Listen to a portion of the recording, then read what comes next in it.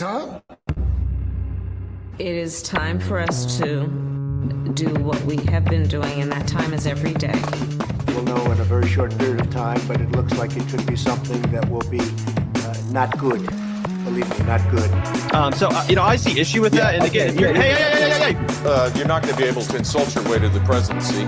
That's not going to happen. I don't know who created Pokemon Go,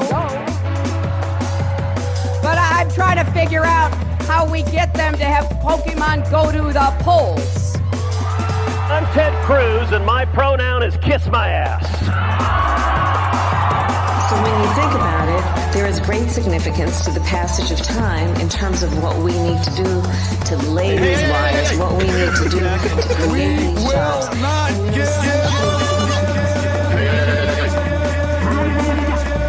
America is a nation that can be defined in a single word. I was going to put him. Not good. Believe me, not good.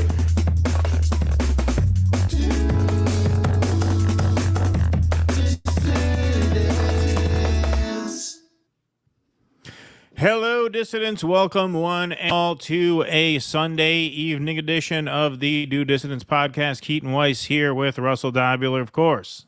Hello. Thank you, everybody, very much for being here. This is our last show before election night. That's Hallelujah. Right. We have come a long way. November 3rd, Election Day in 2 days, and we have an election long preview and show. Winding road. There you go. That leads me to total chaos and social breakdown and civil war. Yep. That was the original lyric. Yeah, right, exactly, yeah. Remember, everybody, no matter what happens, it's not worth it. It's not worth it. It's just not worth it. Put That's the right. tire iron down. Right, exactly. My closing argument is very simple. A lot of people think that, if the election goes a certain way, that's it. America dies and there's no recovering. My message of unity and hope going into Tuesday is America is already dead. That is my closing argument. And that no matter what happens, it's not worth fighting about. It's not worth fighting about. Remember that, everybody. It's just not worth it. In other words, that is Keaton's very black-pilled version of tune in, turn on, and drop out. Right. Exactly. Yeah. Exactly. That's what everybody needs to remember going into election night. This is why he is very often been called the Timothy Leary for our times. That's right. All righty. Well, let's get started. Okay. All right. So last night, I finally went to that maiden concert courtesy of our friend, the Motley Jew, otherwise known as Mr. Dan Richman of the podcast He Ben Goy. And we had a great time. And there were some special guests there, as you'll see. So I put together a little video montage, and these are some of the highlights. All right, guys, here we are, coming up on the Iron Maiden concert at the Barclays Center. And we've got some crazy news, man. Turns out Jill Stein is the opening act. Iron Maiden are big Green Party supporters. Jill Stein will be opening with some of her famous environmental song stylings. So stay tuned. She's also gonna do a tribute to Quiet Riot. A little Come On Feel the Noise.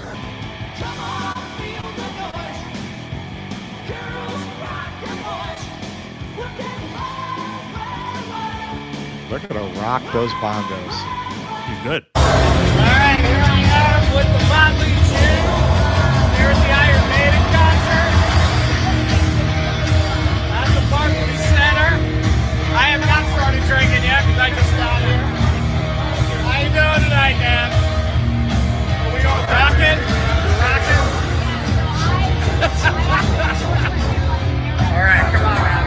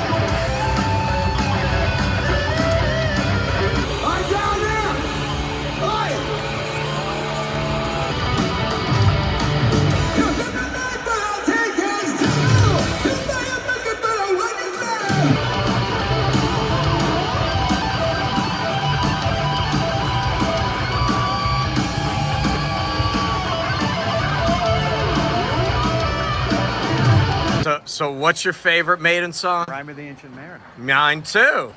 I consider that the best heavy metal song ever written. It's sad that I know this, but on a show, you didn't even know it was on Power Slave. You thought it was on Peace of Mind.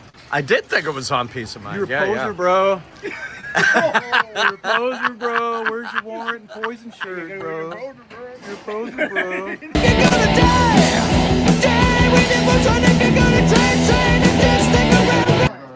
All right, what is your election prediction? I think that Orange Batman wins in a wash because in the end, the normies are not voting for sock puppet installed without a vote. All right, so Dan is on record. He's on record. All right, so the shirt I'm wearing, so Iron Maiden, they do shirts specifically for each location. So this is the one for the Barclays Center. I have a second one because one of our patrons, it's also a good friend of mine, Vincent S., wanted one. So that's the specific Barclays one. It won't be available in any other city. So I had to grab one. Now, we were talking a little bit before we came on. I usually won't go see these older bands because they sound so bad. You feel sorry for them, especially the singers. In that genre, their vocal cords are so torn up from singing that style. They just can't sing anymore. The ones who have, I've never really looked into it. I don't know if he was trained in opera. Like usually, very often the ones who had real vocal training are able to escape that. I mean, eventually time's going to catch up with everybody, but they sound great. They sound great. Like they haven't missed a beat, man. Well, a lot of these bands sounds awesome. A lot of these bands, I mean, singers can have their voices go, but a lot of these bands get better musically as they age because just they get more chops. Like as long as they don't get too old to actually do the thing, they actually get more chops and actually live they actually play better, just because they're more refined, more seasoned, more polished musicians when they reach that age. So as long as their voices don't go, yeah, you can still put on a good show. And no, that was not Jill Stein at the concert. We had a few people say, yes. "Wow, yeah, yes, that's all we need." That was a joke. That was a joke. It's obvious satire. I cut in some Jill Stein footage. That's what we need. We need Jill Stein to go viral as having guested at Iron Maiden 2 days before Election Day. Yeah, no, that was just a joke. Need Shaman to call me. What the hell are you doing? 2 days before. Yeah. No, because you probably won't see this when I go on election night. Maybe I'll drop that video. I'll say, I was surprised to see Jill at the Iron Maiden concert. She has a sense of humor, though. Yeah, I think she would think it's funny.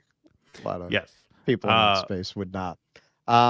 But also, you know who really wouldn't think it was funny? You know who I sense would not have a sense of humor about that was the fine people at the Green Party. Yes. I think not you're known for their sense right. of humor over there. They would think it's a dig, right? Which it's not. It's totally like trying to. Why are you associating Jill Stein with that toxic masculinity? Yes, all that toxic masculinity. But also, when you go to these rock concerts now, it's really like going to a jazz concert. When you went to a jazz concert in the 30s, it was culturally significant. It was rebellious. It was very tied to the moment. Now you go to any of these, not just heavy metal, you go to any of these classic rock concerts, it's very much what you would find if you go to the Blue Note. It's middle-aged to older crowds, usually pretty financially secure, eating hors d'oeuvres. And last time I went to a Roger Waters concert, they were literally going around with trays of champagne that you could buy from your seat. Yep. Now, if you caught the tail end of this era, I mean, I was right there for the heart of the heavy metal era and the tail end of the classic rock era. Yeah, man. The first concert I ever saw was Iron Maiden. I was 14. You could get a contact high in there. I mean, it was just people passing joints. It was very, very chaotic, dirty, gritty. Very different watching it from a suite with a fridge, sushi, and chicken fingers. Yeah. Yep, the Clash Trader Suite from Dan Richmond. Well, thanks again to the Motley Jew for the invite. Thank you, Dan. Nice of you. Thank you very much. Thank you. Yeah. All right, folks. Well, we have a big night. This is our big election preview show. Obvious program note, no afternoon show on Tuesday.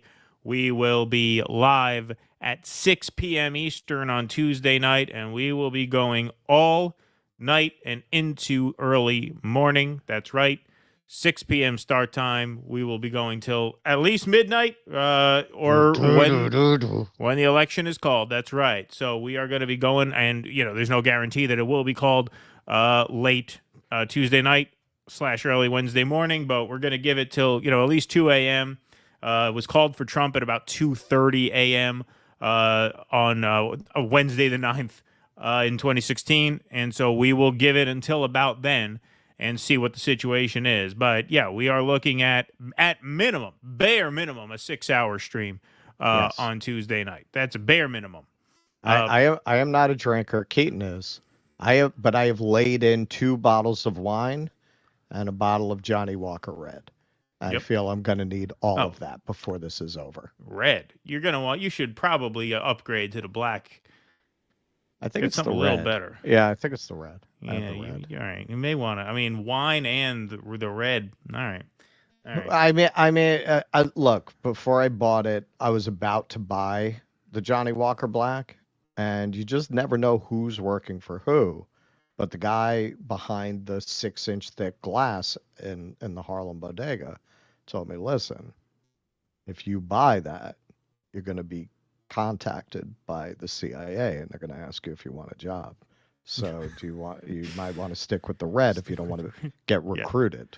All right. So I stuck with the red. Yeah. Once you upgrade to the black, they know you're ready. They know your mind's right for class traitorship. Mm-hmm. They're already watching me because of that suite. I know. They already got their eyes on you. That was a trap. That show. Barclays Center. It's at the Barclays Center. Hello. That ought to be a hint right there. Right there. Dead giveaway. All right, folks. Let's get going. We got a bunch of stuff election related here. We are going to be giving our final analysis and predictions toward the conclusion of the program, but almost all of our segments tonight are election related segments. Let's start out with a Jill Stein story here. European Greens ask Jill Stein to stand down and endorse Kamala Harris. The U.S. Green Party leader urged to withdraw from presidential race to prevent a Donald Trump victory. That's right. The European Green Party wants Jill Stein. They all drink Johnny Walker Black, I promise you. Yeah, right, exactly. All of them. They want Jill Stein out of this race because it's a little too close for comfort, they say. A coalition of European Greens have urged the U.S. Green Party's nominee, Jill Stein, to pull out of next week's election and endorse Kamala Harris to stop Donald Trump from becoming president.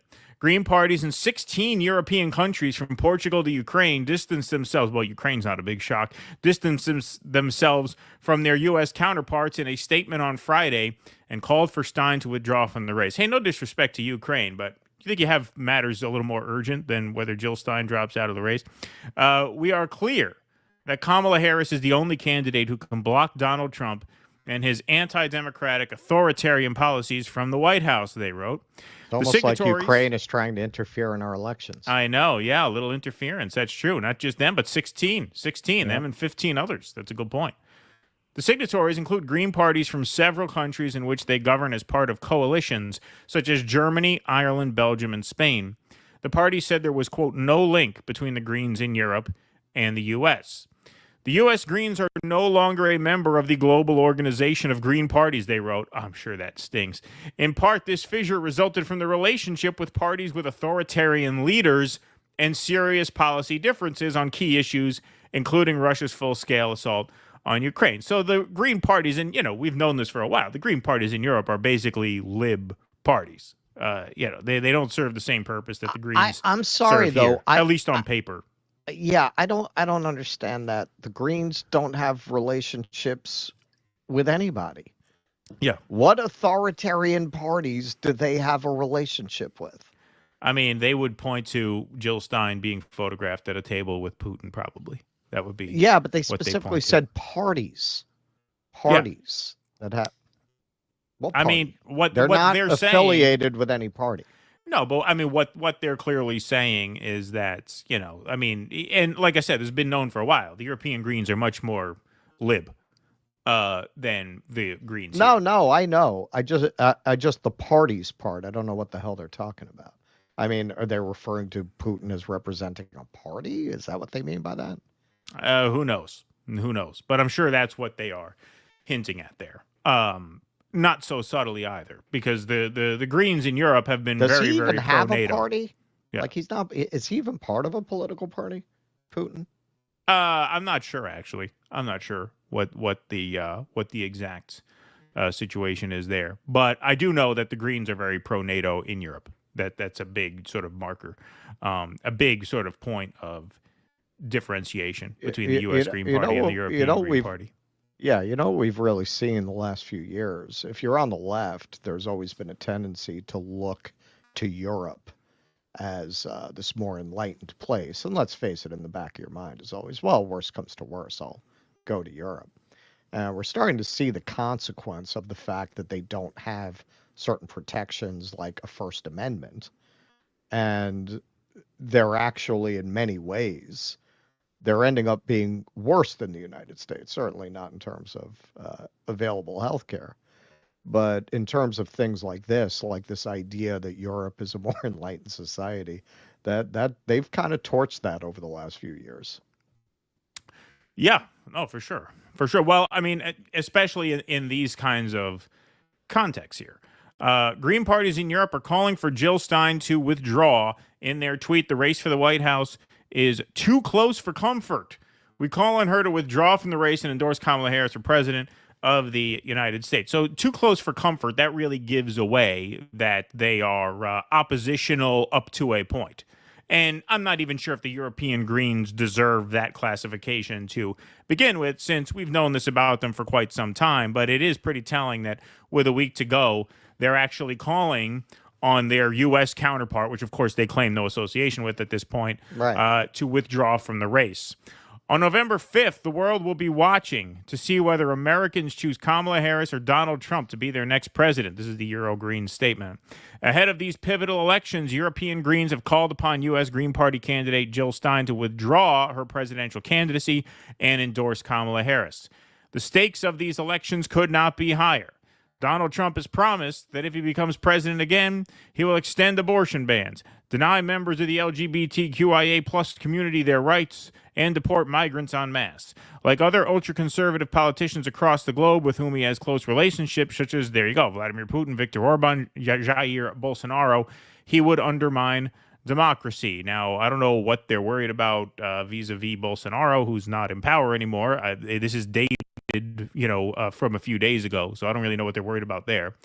The European Green family, made up of Green parties from across Europe, advocate for a politics that prioritizes the planet, people, and peace above corporate greed, systemic injustice, and violence. We are clear that Kamala Harris is the only candidate who can block Donald Trump and his anti-democratic authoritarian policies from the White House. This election takes place at a watershed moment in the history of our planet. We face a climate crisis that is worsening every year with heat waves, floods, and a loss of biodiversity at a rate never seen before. You know who we're really seeing disappear at an alarming rate? Palestinians. That's really something that I'm pretty alarmed by that. Climate policies require a democratic institutions, which we fear would be dismantled if Trump is elected. On top of this, wars are raging and authoritarianism is growing throughout the world. In this crucial moment, Europe needs Kamala Harris as president of the United States to be a reliable partner and take the urgent, decisive action needed on the climate crisis and to bring about a just and sustainable peace in the Middle East. Yeah, good luck. European Greens also highlight the divergent values and policies of themselves and Jill Stein's U.S. Green Party. There is no link between the two, as U.S. Greens are no longer a member of the global organization of Green Parties. Then why don't you shut the fuck up? Yeah, right, exactly. Then why are you calling on her to withdraw? Why don't you tell the libertarians to drop out? Yeah, there you go. There's an idea. In part, this fissure resulted from their relationship with parties with authoritarian leaders. There it is, and serious policy differences, blah, blah, blah. That was quoted in the article. There are the signatures. Max Blumenthal tweets out, the most prominent Green Party figure in Europe deserves to be put on trial for sponsoring genocide. Why haven't you condemned her? He's talking, of course, about Annalena Baerbock, a Green and Germany's foreign minister, supports genocide. Of course, Europe's Greens want Jill Stein to withdraw. They're for genocide, and so is Kamala Harris. There you have it, Margaret Kimberly. But you love war. No one cares what you think. This in response to the Green Party letter. Hey, Dr. Jill Stein herself says, we call on European Greens to stop supporting genocide in Gaza and suppressing democracy in U.S. elections. That's right. Stop interfering with democracy in U.S. elections. And like I said, just to give you a bit of an idea who the European Greens are, this was their most recent Halloween post. Let's give the far-right nightmares this Halloween. Trigger warning, the following images may be disturbing to fascists. And there you have it. Love is love. Climate change is real. Yeah. Abortion for all. It's basically a in this house lawn sign set here in the United States. They don't That's have more lawns or less there, so they have to make memes. Exactly. They got to make memes. And this ought to give you an indication. Now, this gives you an indication of how much weight they pull. Notice a whopping 33 people voted in the European Greens online poll. Wow. But these were the questions that they asked. They say, what do you think scares them 33 the most? very representative people, though. Yeah, exactly. Them meaning the far right. So this was attached to that previous tweet. What scares the far right the most? Strong, independent women. Freedom of speech, that's nice to know. At least they believe in freedom of speech. That's more I could say for the libs here. Equal marriage for all and phasing out fossil fuels. Okay, so that kind of gives you an idea of where they're coming from. They would fit very nicely in the United States Democratic Party. So this isn't really a shock that they favor Kamala Harris over Donald Trump. It is a bit surprising that they would interject themselves, or at least try to interject themselves into the debate as much as to actually urge Jill Stein to drop out of the race in the final week of the campaign. But there you have it. And the Greens here told them basically to go get their fucking shine box. Not that they needed to be told anything, but there you have it. The European Greens once again showing who they are. Yeah, they believe in freedom of speech like our politicians believe in democracy, like the Roman emperors believed in the Republic. It's good branding to say they believe in freedom of speech. They don't actually believe in freedom of speech. And actually, that was pretty low relative to the other things on that poll. No, but I mean, at least they included it in the poll. That's what I'm saying. Well, they did. They included. The Democrats wouldn't even put that in the poll. Like the U.S. Democratic Party wouldn't even have that as an option. I mean, they might as a virtue signal. They might as a virtue say. Well, you're probably right. They don't even like to bring up the whole subject. No, they're openly hostile to it. But are they fighting against the European hate speech laws that are making social media platforms subject to fines? I mean, my guess would be no. All right, so they don't really believe in freedom of speech, but I guess the brand has not been quite as tarnished there as it has here, where literally libs have been fighting this war to define a belief in freedom of speech as right wing since 2016. I guess that is not as advanced there. Right. Yeah, I think that is true.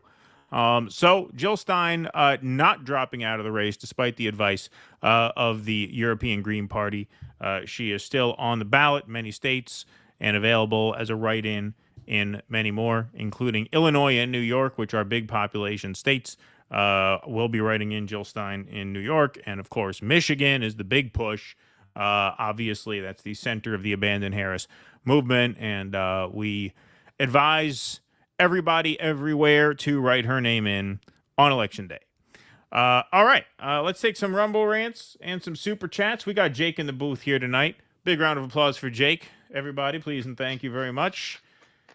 We got a Q&A on Rumble later this evening after the show because it is Sunday night, so we will give you guys the time to switch over there once the show is done. JM, thanks for the $2 on YouTube and the thumbs up. Charlie, member for 12 months. Thanks, Charlie. Says, one question, Russ. Did they play Where Eagles Dare? Underrated song. No, but apparently 25... okay, this I will actually go to. 2025 into 2026, they're doing a 50th anniversary tour where they're doing all songs off the first 9 albums. So that one, maybe they will do that song. There you have it. Because frankly, they did in this concert, they did a lot of later stuff that is, I don't even know, a lot of those songs.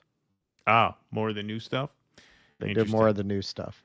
Tortoise Meanwhile, you know how it is at these concerts. I mean, Dan accepted. He strikes me as a super fan. Most people like shut up and play Number of the Beast. Right. You know, they want the hits. They Tortoise want the Toad, hits. laugh about it, shout about it. When you've got to choose. There you go.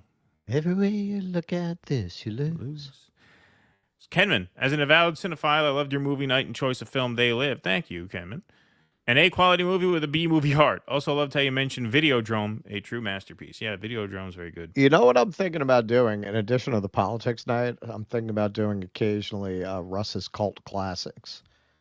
Because there are some cult movies I absolutely love that you can't strictly define as political. Although I got to say, most of the cult movies I really love probably would fit the politics theme. Yeah, I It would just say seems that's like a bit probably true. much. Like Liquid Sky. I don't know Right. if I could drop Liquid Sky without billing it as very bizarre cult movie. Right. Tortoise Toad, 3 a.m. local time ballot dumps in the swing states. Woo democracy. Let's go. We'll get to all that, Tortoise Toad. Thank you. Didn't know the acronym SNOB, then you didn't try to remember theater legend Jerry Orbach. I'm thinking maybe you guys aren't from theater, just controlled opposition psyop of the Vanguard's making. Thank you, Abiding. Appreciate that. What are you talking about? Then I went into a whole story about how he read the eulogy at Crazy Joe Gallo's funeral. That's right. That's right. He even gave you some backstory, Abiding. Yeah, it's not that I don't know Jerry Orbach. It's that I never watched Law and Order. I. Thanks for the $20. What do you think of Dr. Shiva? Is that a joke? Do you not watch the show? Yeah, I think he's a piece of shit. That's what I think of Dr. Shiva. Yeah. What's your answer? Yeah. Hostile, that guy is an insane asshole. Yeah, just an unbelievably belligerent, hostile asshole. Sloppy memes. There you go. That's a direct answer. See, you can't say we dodged that question. Nope. Sloppy memes. Thanks to the $4.99. I saw Maiden and Dickinson made a speech of how killing groups of people like the Celtics is bad, but stop short of the Palestinians. You know what? You are absolutely right, and I caught that, and I was kind of like, should I video this? But I didn't realize the speech was going to get that political until they were already halfway through it. But yeah, no, it was really crazy because he did this whole speech because they have a song where it's about the wiping out of the Celts, and he goes on this whole thing where he's saying, yes, but in the end, they can't kill those stories and your language and your culture. Well, we did a pretty good job all around the world. There are lots of dead languages and wiped out tribes and native peoples all around the world whose whole cultures, whose whole myths, whose whole linguistic traditions are gone, just completely gone. So to say that doesn't happen is wrong. And yeah, he goes on this whole thing about the Celts and what they've suffered. And yeah, it's weird because if you're gonna go there when you've got something like that happening right as you're speaking, maybe either mention what's happening to the Palestinians or just don't go there. Right. Yeah, I can understand that. Johnny Walker Red is swill, says Anthony Ringett. Yes, that's correct. Get black at least. Green if you want to splurge. Blue if you're planning to go out with a bang. Well, blue is a little too expensive. No, the black is a solid beverage, especially if you're going to drink 2 bottles of wine before that. You may want to get a little better quality, chaser there, so you don't end up broadcasting from the bathroom by 11 o'clock at night. That'd be my recommendation. I mean, the truth is, I probably won't get past the Probably, yeah. I mean, once you get the like, two, I'm not looking to really start vomiting on the air. You're right. Yeah, exactly. It's not that will get us clipped by rival channels. Yeah, of course. Russ, your Halloween projectile vomiting. Yeah. Due dissonance. Russ, your Halloween costume with the tie-in without mustache was excellent. You should wear it every day. Provides you with gravitas like a bizarre Krauthammer. Yeah, it did kind of look like Charles Krauthammer. Yeah, if you thought the squirrel was bad, look up just Waco. went wrong. Thank you. Yes. Oh yeah. You're right. Okay, Hillary Hinton says, my anxiety's through the roof, fellas. Guess I picked the wrong Western civilization collapse to quit sniffing glue. Hey, whatever gets you through, man.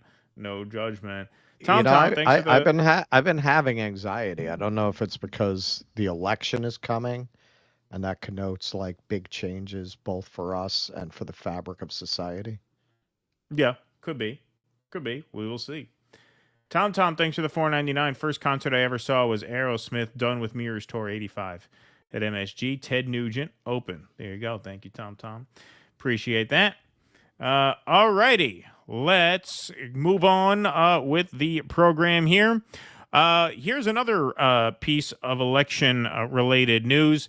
Rashida Tlaib, last squad member not to endorse Kamala Harris, formally had the opportunity at a recent rally, and she declined. Tlaib declines to endorse Kamala Harris at UAW rally in Detroit. U.S. Representative Rashida Tlaib of Detroit declined to endorse Vice President Kamala Harris's bid for the presidency Friday at a United Auto Workers Union rally as Democrats made a late appeal to get union voters to the polls.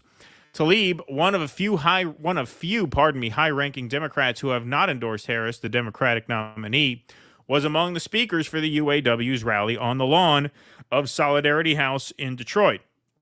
Earlier in the day, Tlaib criticized Republican presidential nominee Donald Trump's campaign appearance in Dearborn, home to the largest number of Arab Americans in Michigan.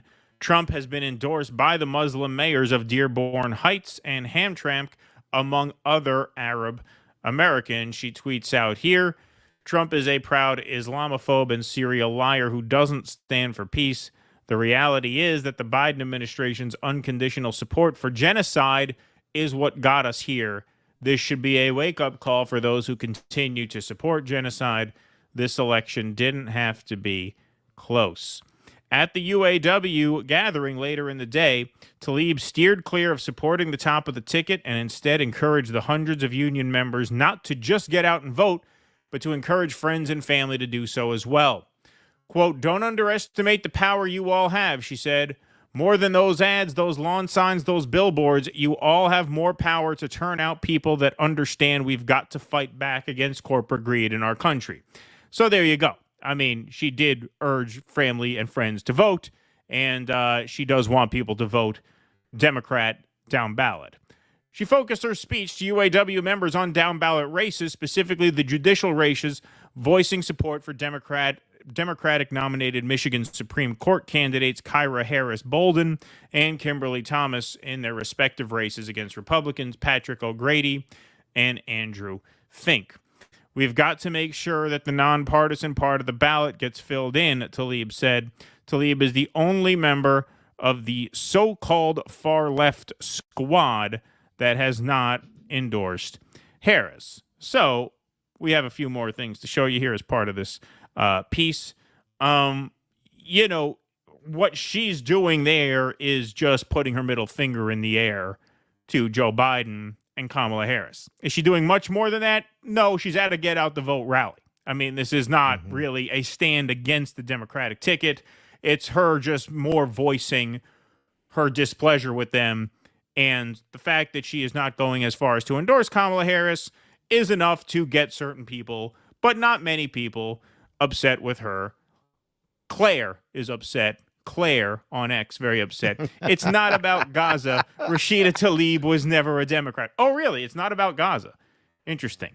As goes Claire, so goes the country. Yeah, exactly. Russell Drew, Rashida Tlaib is toxic. Wow. Imagine what an asshole you have to be to call a Palestinian American woman toxic because she won't endorse the genocider of her people, including her family. It's why nobody in Congress... They're all about people of color till they're not. Until they're not. That's right. That's exactly right. It's why nobody in Congress beyond the squad wants anything to do with her. She never made the transition from activist to stateswoman. One of the most ineffective members of the House, without a doubt. AOC learned how to play the game, but Tlaib didn't. AOC was part of this rally. And remind me, what is AOC accomplished? Right. Other than to run interference for the party establishment? Well, that's what they're asking. What has she done? So she learned how to play the game. I mean, I'm sure that's good for her bottom line, for her future career prospects. What has she brought home to her district? What has she done? Of course. But Russ on politics, Russell Drew, doesn't care so much about that. Getting absorbed into the machine is learning how to play the game. That's what you're supposed to do. You're not supposed to be a notable member of Congress. You're supposed to be a team player. And he's making the argument that she's not effective. Well, how is AOC effective? Right. Exactly. Well, he would argue being absorbed by the machine is your job. It's not your job to personally stand out. It's your job to disappear into the Democratic Party. John Podhoretz, he's, I guess, the most high-profile lib who bitched about this. Very, very committed Zionist here. If Kamala wins, after Rashida Tlaib refuses to endorse her, she should know she's got the chops to be a serious, practical partisan. What's that? Show. She's got the chops to be a serious and practical partisan leader by making it clear the party should isolate, punish, and drive Tlaib out. If she loses, Tlaib gets more powerful. So John Podhoretz advocating for consequences to be visited upon Rashida Tlaib should Kamala win. She should be driven out of the party. Now, keep in mind, they tried to drive Rashida Tlaib out of the party. They did fund primary challenges against her. Rashida Tlaib, because she holds the line as much as I guess any Democrat could be expected to on issues like this, and the fact that she represents a largely Muslim and Arab district, she is actually well-liked in her district to the point where no matter how they come after her, she beats them back, right? It's not like Bowman, who kind of won in this fluke way in a very hostile district, who's vulnerable to AIPAC, or Cori Bush. Tlaib, the composition of her district is such that she could survive. That district has a very weak hip-hop vote. Yeah, well, that too. Rashida Tlaib's district is much more conducive to a candidate like her and a congresswoman like her. And so she's able to withstand those efforts to oust her. But the Democrats have tried. They have tried to push her out. They have tried to isolate and drive her out. They just haven't yet succeeded. And even this, I mean, 16.3 thousand views, not too great. Just want to remind everybody, this is Rashida Tlaib during Netanyahu's visit back in June, sitting there with the war criminal sign hand.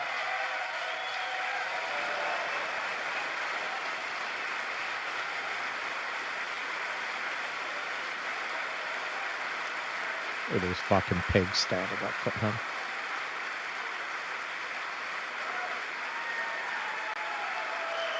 What a disgrace.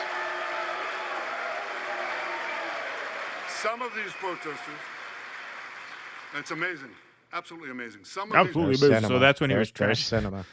Yeah. You know, at least she broke the sleeveless dress barrier. That's true. You know, she might be supporting a genocidal maniac. You're talking about cinema? But, yeah, boy, did she girl boss her way around that place. Yeah, there she is in the bottom right-hand corner, right next to Joe Manchin. And John Fetterman, who was clapping, but apparently not standing. I guess it was too heavy a lift for him to stand up, even though he's a big fan of Netanyahu. Big fan of genocide. But yeah, I mean, look, that's the environment in which she exists. She's not out there telling people to withhold their vote entirely, which is unfortunate in my opinion. But look, at a certain point, you know, those are the limitations that the party imposes on you. Like, it is what it is on that score. I think Rashida Tlaib, in as far as she is a Democrat and remains committed to being a Democrat, is unfortunately more a part of the problem than a solution. And I know that sounds harsh to say. And look, I have a lot of respect for her conviction on this issue, given the fact that she has family in the West Bank. She's spoken very powerfully about when her now ex-husband went over to visit family, was dragged out of the vehicle and beaten up and, you know, terrorized, basically. So look, she's lived it. That's why she's not going all the way and endorsing. I wish she would just run as an independent. I mean, the party hates you. The party tried to kick you out. I mean, they're trying to get you out of their caucus. So if you have the name ID to survive politically in that district without the Democratic Party, who's really not making any institutional investments in your future anyway, they keep trying to get rid of you with one, you know, mainstream stooge after the next. Just dem exit. That's what I say at this point. Just go all the way. I mean, I think it's better than not that she didn't endorse Kamala Harris, but just go independent. You could probably win as an independent. She probably could. In her particular district, she probably could. Yeah. If you look at that series of tweets, it really shows you how the way these people process politics and the way people absorb media that is dominated by people like this. It is very much like the court at first sight. There's no mention of the purpose of government to do anything for people. Right. It's all Washington gossip. It's all playing the game and power plays. And I can say from experience, if you watch these shows, that is how they teach you to think about politics. They absorb you into that. And then you think you're knowledgeable, right? You think, yeah, well, no, that's how the game is played. That's how it is. I mean, they'll sit there. I mean, it's really, you watch those roundtables, you can see how much pleasure they take in these constructions. Yes, but it's very interesting. Lloyd Austin, actually, he used to be at a consulting firm with Jake Sullivan, and there are some rumors that they might be bringing in Victoria Nuland as an advisor. Nothing about what these people are doing for anybody. It's all about that. And that's how they teach their people to think about it. That's how they get them to vote for these empty vessels like Kamala, who I think is the ultimate final product of decades and decades and decades of redefining politics as court intrigue rather than as governance. Yeah. Yep. I agree. And the only other thing I would add to that, though, is if you look at the view counts on those tweets, it was pretty low. There was not really a big pile on the way there would have been in like 2016 or even in 2020. What I'm seeing, I'm noticing a pattern that the most committed libs, and this goes, for Twitter and Facebook as well, to the limited extent that I'm on Facebook, they're much more shy this year about moralizing. Yes. More to anybody, much less a Palestinian American woman. Like, yes. you really have to be a lowlife to end all lowlifes to pile on Rashida Tlaib for not endorsing Kamala Harris. A few people did here and there. It didn't get much traction because in order for those tweets to get traction, they have to be retweeted by people with big followings. And if you notice, people with big followings don't really want to touch that. They don't want to touch it. Even your Rob Reiners and your Stephen Kings and your, the real big lib accounts, they don't want to go there. Why? Right. Because they know they're wrong. They know they have no moral standing. Well, their approach this year is to just pretend it's not happening. Like that Green statement was very typical lib. That's as close as they'll get. Right. We want an equitable solution. We want a sustained peace in the Middle East. That's as close as they'll get to it. Exactly. Because they know as soon as they start getting into the nuts and bolts of it, they'll be exposed as the disgusting hypocrites that they are. So they would rather just talk about the free school lunch. Yes. Agreed. Louise Brooks, thanks for the $5. My first concert was Loverboy and Quiet Riot. The show looked like it was great. Thank you, Louise Brooks. Appreciate that very much. Old Stoner 1969. Oh, Keaton, the Greens don't serve the green purpose in the USA. Yes, that's why I said theoretically, because I agree with you. Goo81, yeah, we'll take German Greens seriously with their warmonger leader, foreign minister, who brought back coal after devolving from nuclear and gas. Her comments defending genocide as hideous as Bill Clinton's. Bolsonaro passed away. No, Bolsonaro didn't pass away, Goo81. He's still kicking. Pablo Diablo, thanks for the 2010. Thanks for the $1. I remember when the Greens used to be true left wing. Do you remember the Rainbow Warrior? You're talking about the European Greens or the U.S. Greens? I don't know that reference. The Rainbow Warrior. Do you know that reference? I never heard that. No. I mean, it's like it rings a bell, but I couldn't explain what it is. Michael Castillo. Sorry. I thought that was like attached to the Rainbow Gathering or something. Yeah, I'm not sure. Michael Castillo, thanks for the $20. Good evening, gentlemen. I want to tell you that the film review of They Live was absolutely amazing. You should do more of that. Russell, you are too cool for school. There you go. Michael Castillo. Well, once a month when you sign up as a member. So thanks, Michael Castillo. That's right. Charles Garcia, thanks for the $10. Since a vote for Jill Stein is a vote for Donald Trump, I went ahead and voted for Jill Stein in order to double the impact of my fuck you vote. There you go, Charles. Thank you, Charles. Daniel Hall, thanks for the $5, says, no thanks, Euro Greens. If I needed advice on how to give away my vote for nothing in return, I'd start going to DSA meetings again. Yes, thank you, Daniel. Appreciate that. Eric Rousseau says, so did the WHO speak to your Mongolian blood? Did you hear the call of your people? Well, you know what? Dan hated that. He hated it. He said Iron Maiden always has terrible opening acts. He actually compared them to the throat singers at the third party debate.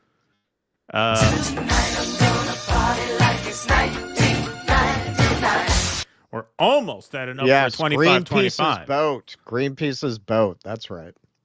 That was their boat that they used to go disrupt whaling with. Ah, okay. Those Greenpeace's boat. Okay, I never heard the name of that. Okay, but there you go. We're almost at 25-25 on YouTube. We're 2483 on YouTube, 1500 over on Rumble. Thanks everybody for being here. Keep an eye on it. Please hit that like button, hit that follow button over on Rumble, hit that subscribe button here on YouTube. FU, thanks for the $5, says Soylent Green. There you go. That's an interesting one too. Eric Rousseau, no Jill Stein Europe tour. People. Yeah. Spoiler alert. Yeah, spoiler alert on that one for sure. Eric Rousseau says no Jill Stein Europe tour, no hits like Rock You Like a Climate Crisis Caused Hurricane. Yeah.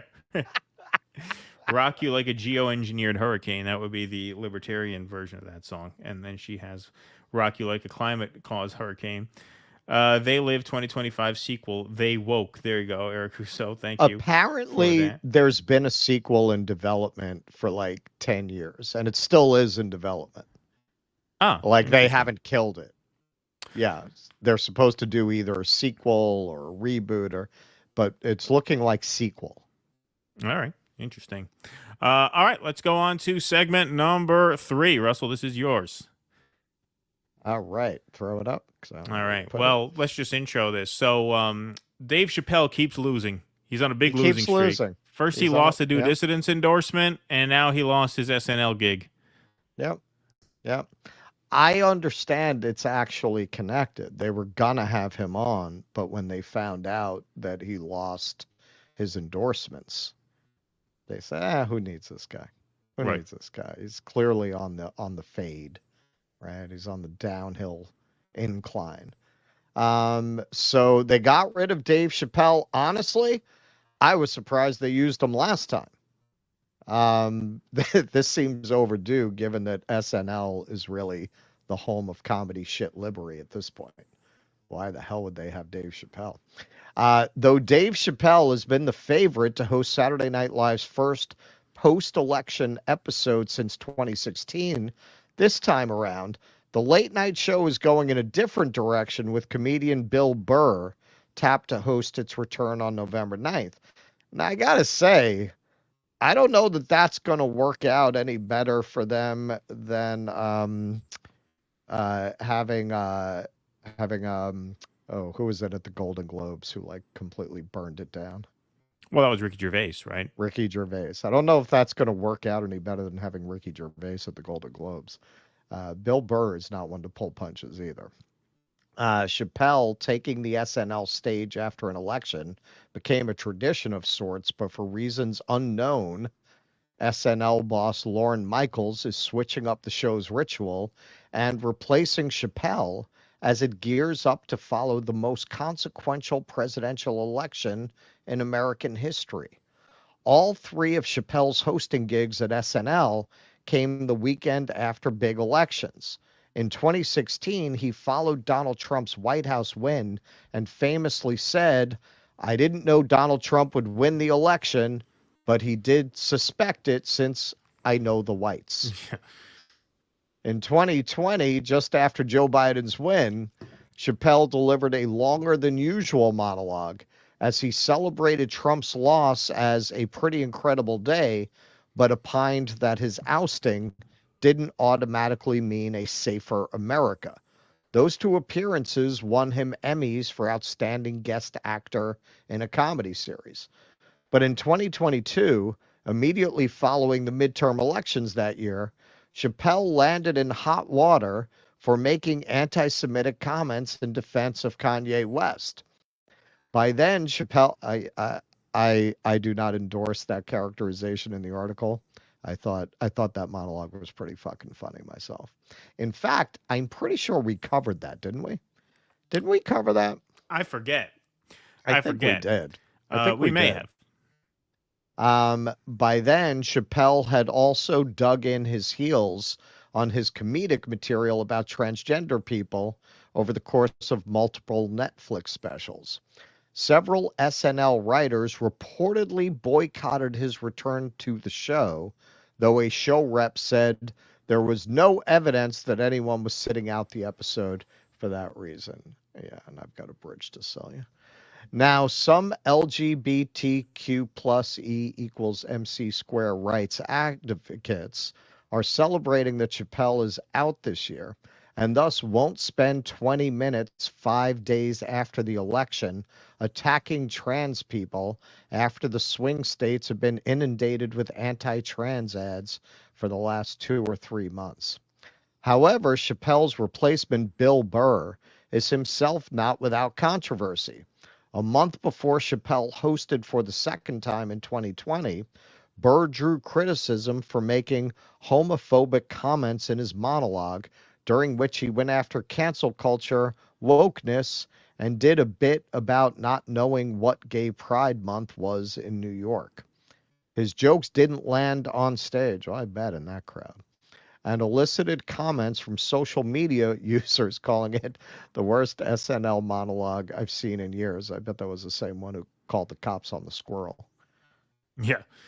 But perhaps in an effort to keep things balanced, Lorne Michaels has booked Charlie XCX, who was one of Kamala Harris's first celebrity boosters, as both host and musical guest the following Saturday, November 16th.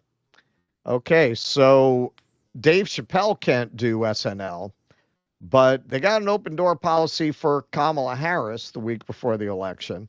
Apparently, I didn't really have time to dig into this. The FEC chair wants to go after NBC over this. So basically, first of all, just so we are certain on the timeline, the Chappelle episode in question is the post-election episode. There's that great skit that they did in 2016 with Chappelle, and I believe Chris Rock was on that skit too, of the party, right, where they were watching the results, where they were watching the election. Yeah, so that would be the week after the election. This week, last night, Kamala did make a quote-unquote surprise appearance. It wasn't really a surprise appearance since it was reported beforehand. Now, we cannot risk a copyright strike 2 days before our big election stream, so we can't play this video because SNL is very, very uptight about that. But they had a skit where the real Kamala Harris talks to Maya Rudolph, who plays Kamala Harris, in the mirror, so a conversation sort of with herself there, which is a riff on the skit that Donald Trump did with Jimmy Fallon, with the same premise. Right. Fallon played a fake version of Trump talking to the real version of Trump through a mirror. But yes, so the FCC commissioner is claiming that Kamala's appearance on SNL violates the equal time rule. The commissioner was a Trump-appointed commissioner. He's saying that basically the rule is because they get to broadcast on the airwaves for free, since it's a major network, NBC, they have an obligation to honor equal time requests for all of the major party candidates. Now, it is incumbent upon the candidates to request that time. So this is why a lot of people are saying on Twitter now, hey, if Donald Trump requests a 10-minute speaking slot on the Sunday night football broadcast tonight, they have to honor that. That's what the FCC chair is saying. Now, according to what I'm reading about it, because this just kind of materialized over the past several hours, Trump would have to request time on NBC. And if he requests time on NBC between now and the election, they would, according to the chair, be obligated to honor that, which means Trump would get whatever, at however many free minutes of airtime if he wanted it, if he asked for it. I think he should rule that they have to write a sketch for him. Yeah, right. He should have to bring the cast into Rockefeller Center and just stage a sketch. Yes, so Chappelle out, Kamala in. Now, look, depending on how the election goes, I think the results of the election would really dictate the response that Chappelle gets. If Kamala wins, I think they're going to be so high on fumes that it wouldn't really matter to them what Dave Chappelle came out and said. If Trump wins, Chappelle is likely to go out there and, comic that he is, rub salt in the libs' wounds. Don't forget, after 2016, they had, in the episode that Chappelle hosted, in fact, the opening, the cold open was not a comedic cold open. It was, I forget the actress's name, whoever plays Hillary Clinton did the rendition of Hallelujah on the piano. That was the cold open. Kate McKinnon, that's it, yes. Yeah. They were not really in a laughing mood to start that show that night. So I think it would depend on the response. But they're not taking any chances. They're not going to take any chances. If Trump wins, they're going to have one of Kamala's boosters there as a shoulder to cry on, because, boy, will there be some crying in that scenario. Is Saturday Night Live very much like The Daily Show? It's and most of the late night comedy. It's MSNBC with jokes. I would have been shocked if they put Dave Chappelle on after the controversy around his specials. Controversy that I think is not called for. But for the kind of people that SNL is pitched at, they can't have Dave Chappelle. That would be like having Dave Chappelle guest host the Rachel Maddow show. Right. They can't have Chappelle on there. Now, I'm a little surprised they decided to substitute him with Bill Burr, who you really don't know what he's going to go out there and say. It almost seems like they wanted to have it both ways. We're getting rid of the transphobe, but we're still edgy. Still, yeah. Yeah. I mean, Chappelle really, I think, twists the knife in a way that Burr kind of doesn't. Chappelle is just such... I mean, this is why, he has the following that he has. This is why a Chappelle special is an event, because you really never know what he's going to say. Burr is, he can push the boundaries of political correctness to a degree, but he's the beer drinking guy from Boston who, basically is there to be liked and to have a good time. Chappelle can be much more pointed than that at times, as we know, and you never know really what you're going to get when you just put him on stage at a moment where, look, we're going to get to this later in the show, but the country is going to be a different place by next Saturday than it is right now. A much different place, either way. And so they probably feel playing it safe is the best option, which this is the corruption of the arts. Because if you were actually serious about putting on a meaningful piece of theater and art, the way Saturday Night Live, used to be to a certain extent, it was relevant, it was zeitgeist, it was water cooler TV. You'd want someone there who's going to have a serious comment to make about the state of the world after this cataclysmic event. They don't want that. They want catnip for the lib viewers. Right. And Bill Burr is not quite that, but he's a hell of a lot closer to that than Dave Chappelle. Bill Burr is going to get everybody together for a good laugh. Chappelle is likely to fucking stick the knife in and twist it in your back, if he sniffs out any sort of hypocritical reaction on either side of this. SNL is for an audience that did not want to throw up when Kate McKinnon sang Hallelujah as Hillary Clinton. Exactly. And that's not an audience that wants to see Dave Chappelle. Right. Yep. Well said. Good point, Charles. All right, folks, we got a great audience in here tonight. We are now at 2,593 in the YouTube chat. In the year 2525. Mm-hmm. Hey, you know what you guys are going to need on Tuesday, because it's going to be a long night? You're going to need some coffee. So why not get some 1775 coffee? That's right. Have you heard of the recent advertising scandal? I'll break it down for you.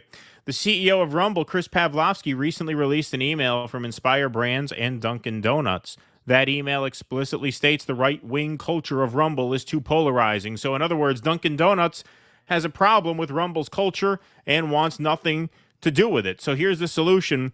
Stop buying products that don't support free speech and start supporting brands that do. The competing brand that we should get behind now is Rumble 1775 Coffee. For a limited time, Rumble is offering buy 2 bags of coffee and get 1 for free. So go to 1775coffee.com and enter promo code Duncan to get this limited time deal.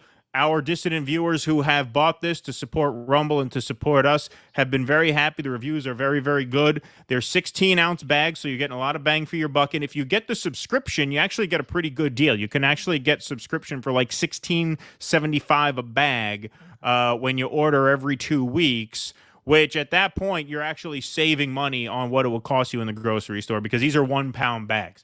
So if you're getting 16 ounces for $16.50, a bag of good coffee at the grocery store is going to run you about $11, $12 for a 10-ounce bag. So it's actually a great deal if you go to 1775coffee.com. And if you want a one-time purchase, it's buy 2, get 1 free with coupon code Duncan. So check that out, 1775coffee.com. All righty.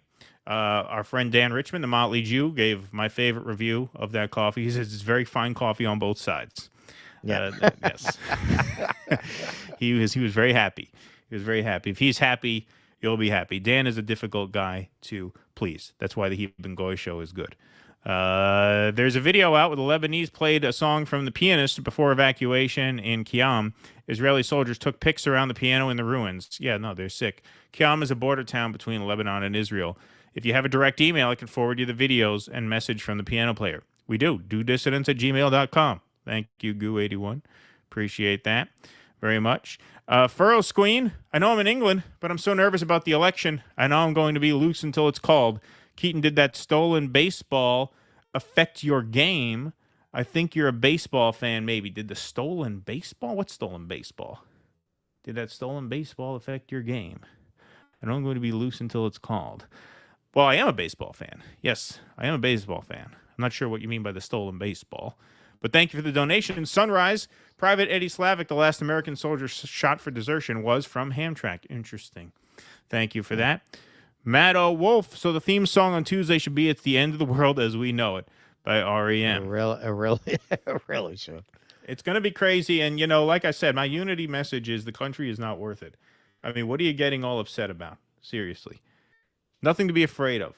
Look, I am not making any plans for the next month that don't involve Kevlar. Yeah, exactly.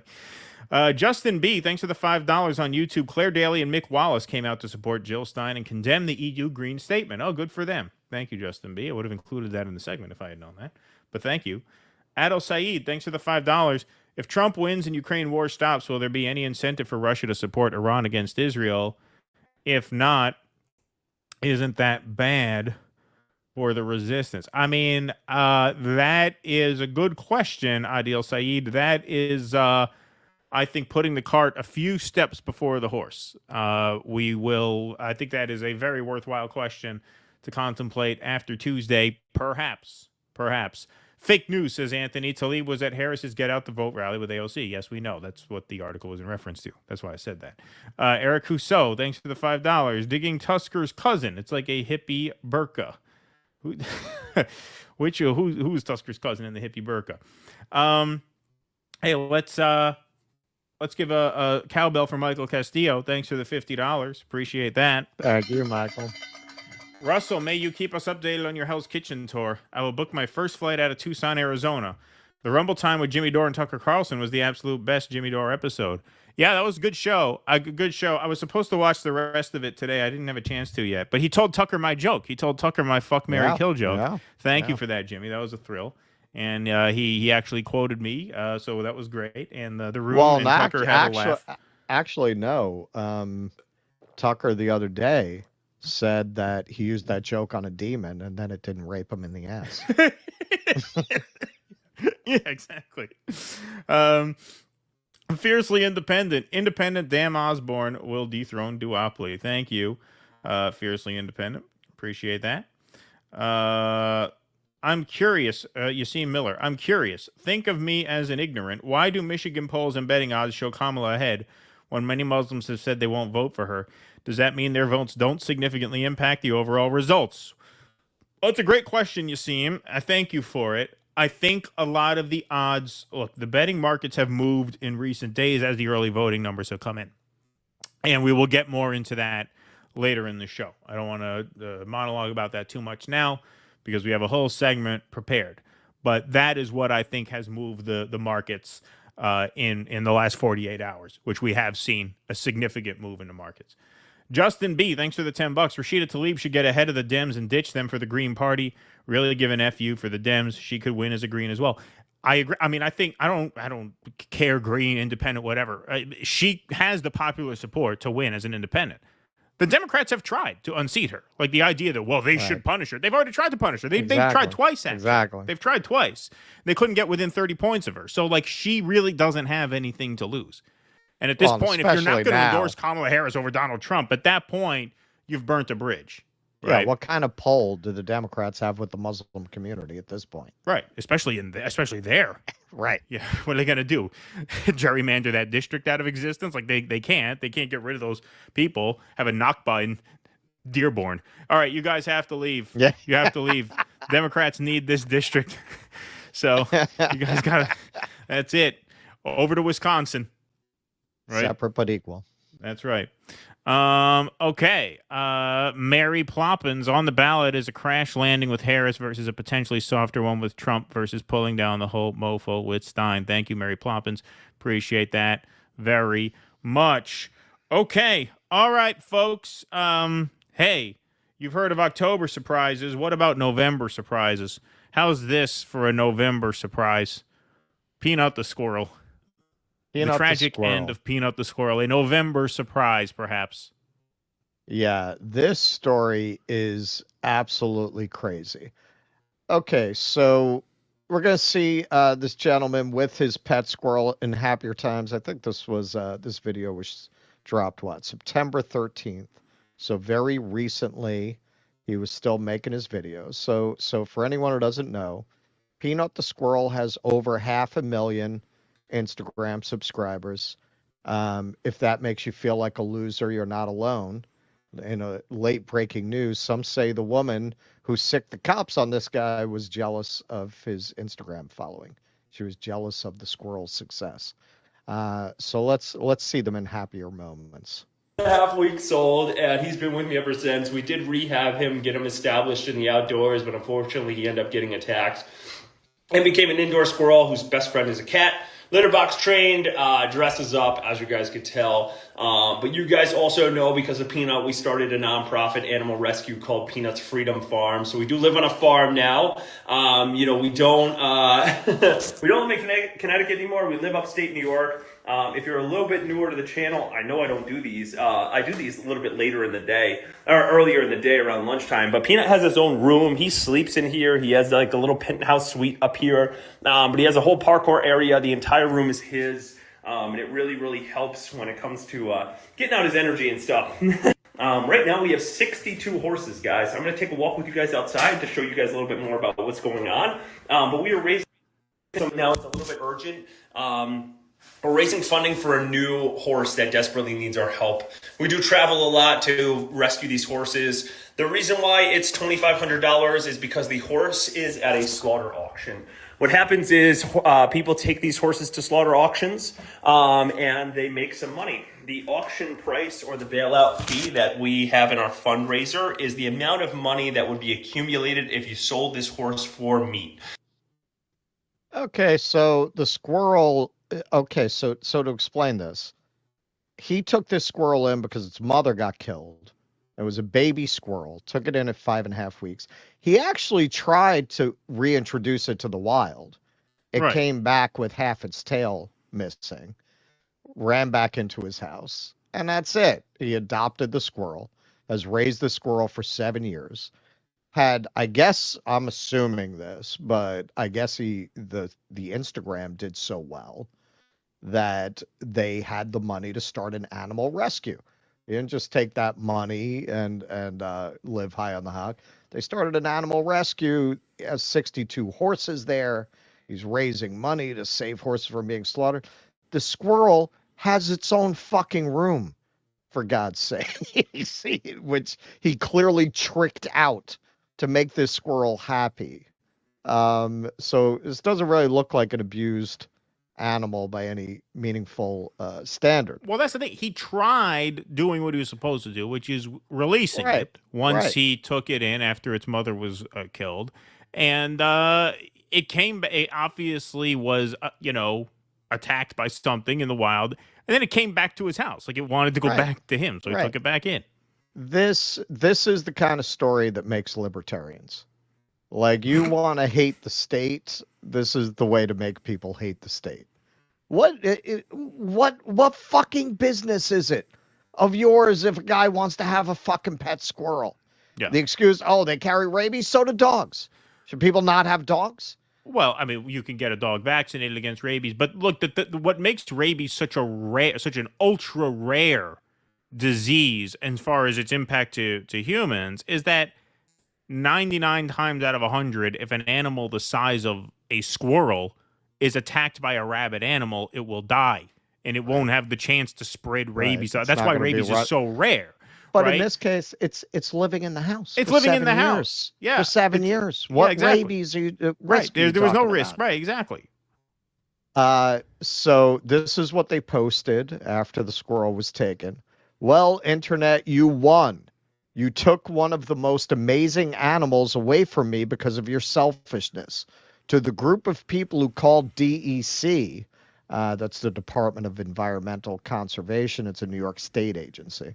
There's a special place in hell for you. Today at 10 a.m. Wednesday, October 30th, 2024, the New York State DEC showed up to my house and took Peanut. He was taken to be euthanized. I'm in shock, disbelief, and disgusted to the people who did this to Peanut. For the last 7 years, Peanut has been my best friend. He's been the center of my world and many of yours for so long, I don't know how to process this emotionally. Last year, we moved to New York in hopes of starting a nonprofit animal rescue in Peanut's name. Peanut's Freedom Farm will forever live in Peanut's memory. With over 350 rescues, we've relied heavily on Peanut and his internet family to gather donations to help more animals. I don't even know how we'll continue to fundraise for this nonprofit. I'll be taking a break from social media for a bit, which he has. To the people who did this, thank you for breaking apart a family and crushing any hopes of our nonprofit to survive. I don't think that's true. I hope you realize I think it's going to be bigger I think than if ever. anything, now. it's going to be bigger than ever. Yeah. But they should have moved to New Hampshire. That's the live free or die state. Exactly. They would have left you alone. You got the chair, not He the chair. The Libertarian Party. He could have bought a giraffe over there. Yeah. You got the Libertarian Party guy there. The crazy guy who tweets from the Libertarian Party in New Hampshire account, gets into right. He would have protected that. He would have protected Peanut. Absolutely. This is what, Peanut this may what have I'm had saying. to crawl up his ass once a week as a favor, but he would have protected him for that. Well, we have a contact for her. We should reach out to Angela and tell her, you should jump on this. You should jump on it. Absolutely. This is the best argument for libertarianism I've ever seen. Chase Oliver should jump on that. He should. This should, in the final days of the campaign, Chase Oliver could have a surge. Yeah, the Chase Oliver Peanut surge. I want to thank those who have stuck by up for the last 7 years to watch Peanut and his antics. I will set up a fundraiser for those who want to donate in Peanut's name. I'll never give up on this nonprofit or those who fell in love with Peanut. Thank you all, Mark Longo. So tragically, they posted not too long after that. It is with profound sorrow that we share the heartbreaking news. On October 30th, the DEC made the devastating decision to euthanize our beloved Peanut the squirrel and Fred the raccoon. It was a raccoon as well. Despite our passionate outcry for compassion, the agency chose to ignore our pleas, leaving us in deep shock and grief. To add to our anguish, they informed the media of their decision before even notifying Peanut's Freedom Farm his loving home. This demonstrates a troubling lack of respect and empathy. Their lives were precious, and we refuse to accept this loss in silence. We urgently call on all of you to stand with us in demanding accountability from the DEC. We're going to have a little at the end of this piece about how you can do that. This is really heartbreaking. This is their video where they shared the news. Hi, everyone. I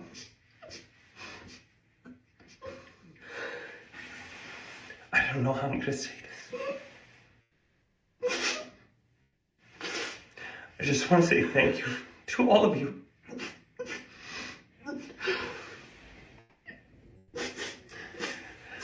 Peanut was the best thing that ever happened to us. And we got confirmation that they put him down. I want to continue to fight this fight as much as I can, but we need all of you to come together and help us.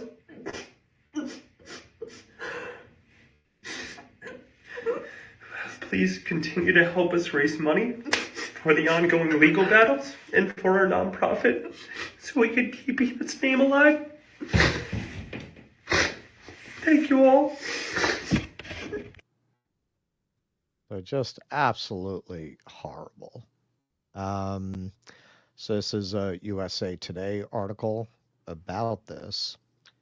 2 days after he was seized from his home in New York, Peanut the squirrel has been euthanized. The New York State Department of Environmental Conservation and Chemung County Department of Health announced through a statement on Friday afternoon that both a squirrel and raccoon confiscated from a residence on Wednesday had been euthanized to test for rabies. The statement said a person involved in the confiscation investigation was bitten by the squirrel. Oh, well, I wonder why. Peanut the squirrel, who boasted 534,000 followers on Instagram, was taken from his home in Pine City, New York by the New York Department of Environmental Conservation on Wednesday morning. Peanut, also known as Peanut, was the beloved pet of content creator Mark Longo. In more than 1,400 posts shared to Instagram, Peanut can be seen munching on waffles, jumping through hula hoops, and greeting Longo home from work. I just don't understand euthanized to test for rabies. It Why? is the only way to test for rabies, because they have to go into the brainstem. But there was just no reason to do this at all. Is he more likely to get rabies in a house or in the wild? Like, why was there reason to suspect he had rabies if he was living in a house? Well, there was with no people? reason to take him. There was no reason to take him. Well, this is what I mean, right? But why would they suspect he has? Like, why would you suspect he has rabies? Right. I mean, the whole thing is just. I mean, by that logic, you should just shoot any animal on sight when you see it in the wild. Oh, it may have rabies. Right. It's more likely that a squirrel you encounter in the wild has rabies than a squirrel living in a house has rabies. Of course, for 7 years. Right. For 7 years, it's been an indoor squirrel. Right. According to DEC and Health Department, no, these people are sick, man. How do you even do this to somebody? According to DEC and Health Department statement, rabies have been found in raccoons in New York's southern tier, which includes Pine City, for more than 30 years, which again, these are indoor animals. There was no reason to believe they had rabies. Leave the guy alone. They never should have been there in the first place. Right. In response to Peanut's seizure, and just look politically, how stupid are these people? It is like a freaking world famous pet. Leave it alone. Leave it alone. Even if the law says he's not supposed to have the squirrel, leave the shit alone. How do you think that's going to go when you whack this poor guy's squirrel and it goes viral on the internet? How did you think that was going to go for your agency? Yeah, this was a valued. It's like John Goodman. This was a valued rug. Yeah, this was a valued rug. This aggression will not stand. In response to Peanut's seizure, a Change.org petition and GoFundMe campaign were created to return him to his family. As of Friday afternoon, the petition had 28,025 signatures, and the GoFundMe has raised 7,875. According to the Centers of Disease Control and Prevention, animals showing signs of rabies, which he was not. He bit somebody, taking him out of his home. That's not indicative of rabies.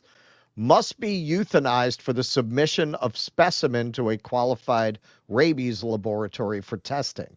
This is because a rabies test includes a full cross-section of tissue from both the brainstem and cerebellum. There are no approved methods for testing rabies in animals ante-mortem. All right, so I did some research on this, and I just want to point this out. They're being hysterical about the idea of people adopting squirrels. They actually used to be very popular pets. They were the most popular pets in the 18th and 19th century. Benjamin Franklin wrote an ode to his friend's fallen pet squirrel who was killed by a dog. And they commonly pop up in portraits. This one on the left is Hans Holbein, so that dates it to the 16th century. This one on the right is an American portrait by Copley from the 18th century. So at one time, people kept squirrels as pets as a very common thing, as common, if not more common, than keeping cats. And there was I've never heard of that as being a particularly big problem in the colonies, rabies outbreaks. And right. Apparently they were keeping these squirrels, so the danger seems a bit exaggerated. Peanut was a rescue squirrel who had lived under Longo's care for 7 years. Longo first connected with Peanut when he saw the squirrel's mom get hit by a car. Unfortunately, the mother passed, leaving Peanut an orphan. Longo was unsuccessful in finding a shelter that would take him in. He tried to go through all these steps.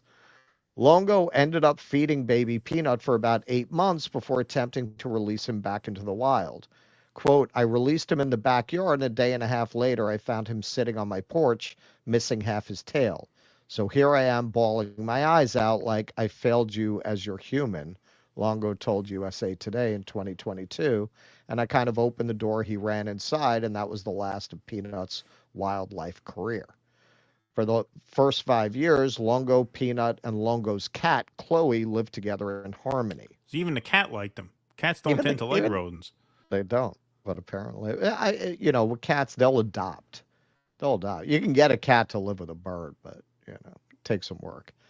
Last year, Longo established Peanut's Freedom Farm Animal Sanctuary in Pine City.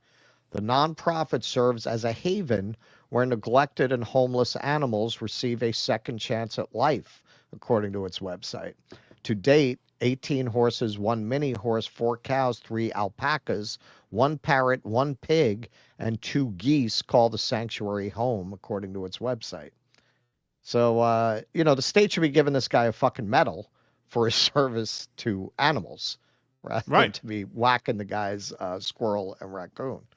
The New York Department of Environmental Conservation states it is illegal for young wildlife to be kept as pets. Quote, inappropriate care given to young wildlife often results in abnormal attachment to humans. Abnormal says who? Or you fucking judge what's normal and abnormal. Right, exactly. Seems very judgmental. This is very intolerant. It is quite an argument against the state. It really is. Like, this is, as relatively trivial as it is, it's very revealing of the mechanistic and inhuman logic of cold bureaucracy. Right? Well, we got a law. We got a rule.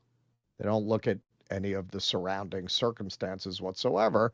And why do you have all these laws? Why do you have all of these rules? Do we really need all these rules? Really? Again, and that's why I wanted to point that out. Squirrels used to be a very common pet, and I haven't heard that mass rabies outbreaks resulted from that. Right. After release, some returned to places where people live, only to be attacked by domestic animals or to be hit by cars. Well, it's a good thing you took these animals and killed them so that they would not suffer such a fate. Right. And actually, gray squirrels live 6 years in the wild in domesticated circumstances. They usually live 15 to 20. So it sounds like they're in less danger being inside somebody's home, just like with cats who have very short lifespans on the street relative to domesticated cats. Some become nuisances, getting into stored food, trash cans, or dwellings, and some may be thrust as unwelcome intruders into the home range of another member of their species. So this is a friend of show here, Kim Iverson, responded to this. I can't believe New York did this. I signed the petition yesterday hoping to save his life. This is infuriating. All right, And just the so you know, man, that's fake. I was just going to tell you that's actually a fake statement. according According to the New the York Trump Post. thing? Yeah, according to the New York Post, that's a fake statement. I just Oh. want to tell you that. Oh, okay. All right. Well, never mind. All right. So here's the relatively happy ending. Apparently, this went back to a particular woman who was stupid enough to brag about it online, that she was the one who got the police to go there. It's hard to even imagine the mentality of someone who thought they'd get a positive response to that. Yeah, I'm the one who got the squirrel whacked. So lady calls in false report out of pure spite, gets 2 animals killed for no reason, thinks she got away with it, gets found, is now hated by at least half of the entire U.S. alone, is now in hiding. You see, in these troubled times, we have all come together around Squirrel the Peanut. This is what he's responding to. Looks like people found the woman that called in the complaints that got the squirrel killed. She was apparently bragging about reporting the owner, but has now deleted her social media accounts and gone into hiding. Now, we don't want to have any trouble, so we didn't want to include her name. But if you go to X, you can find her name pretty easily. There are quite a few memes about this woman. Now, certainly, she shouldn't be harmed in any way. But should she face severe, within the bounds of the law, professional and social consequences for what she's done? Yes, I would say so. If you'd like to let the good people at the DEC know what you think about what they did, here's the Inspector General hotline, 1-800-367-4448. Office of Internal Investigations, 518-402-9147, or the email is internal.investigations@dec.ny.gov.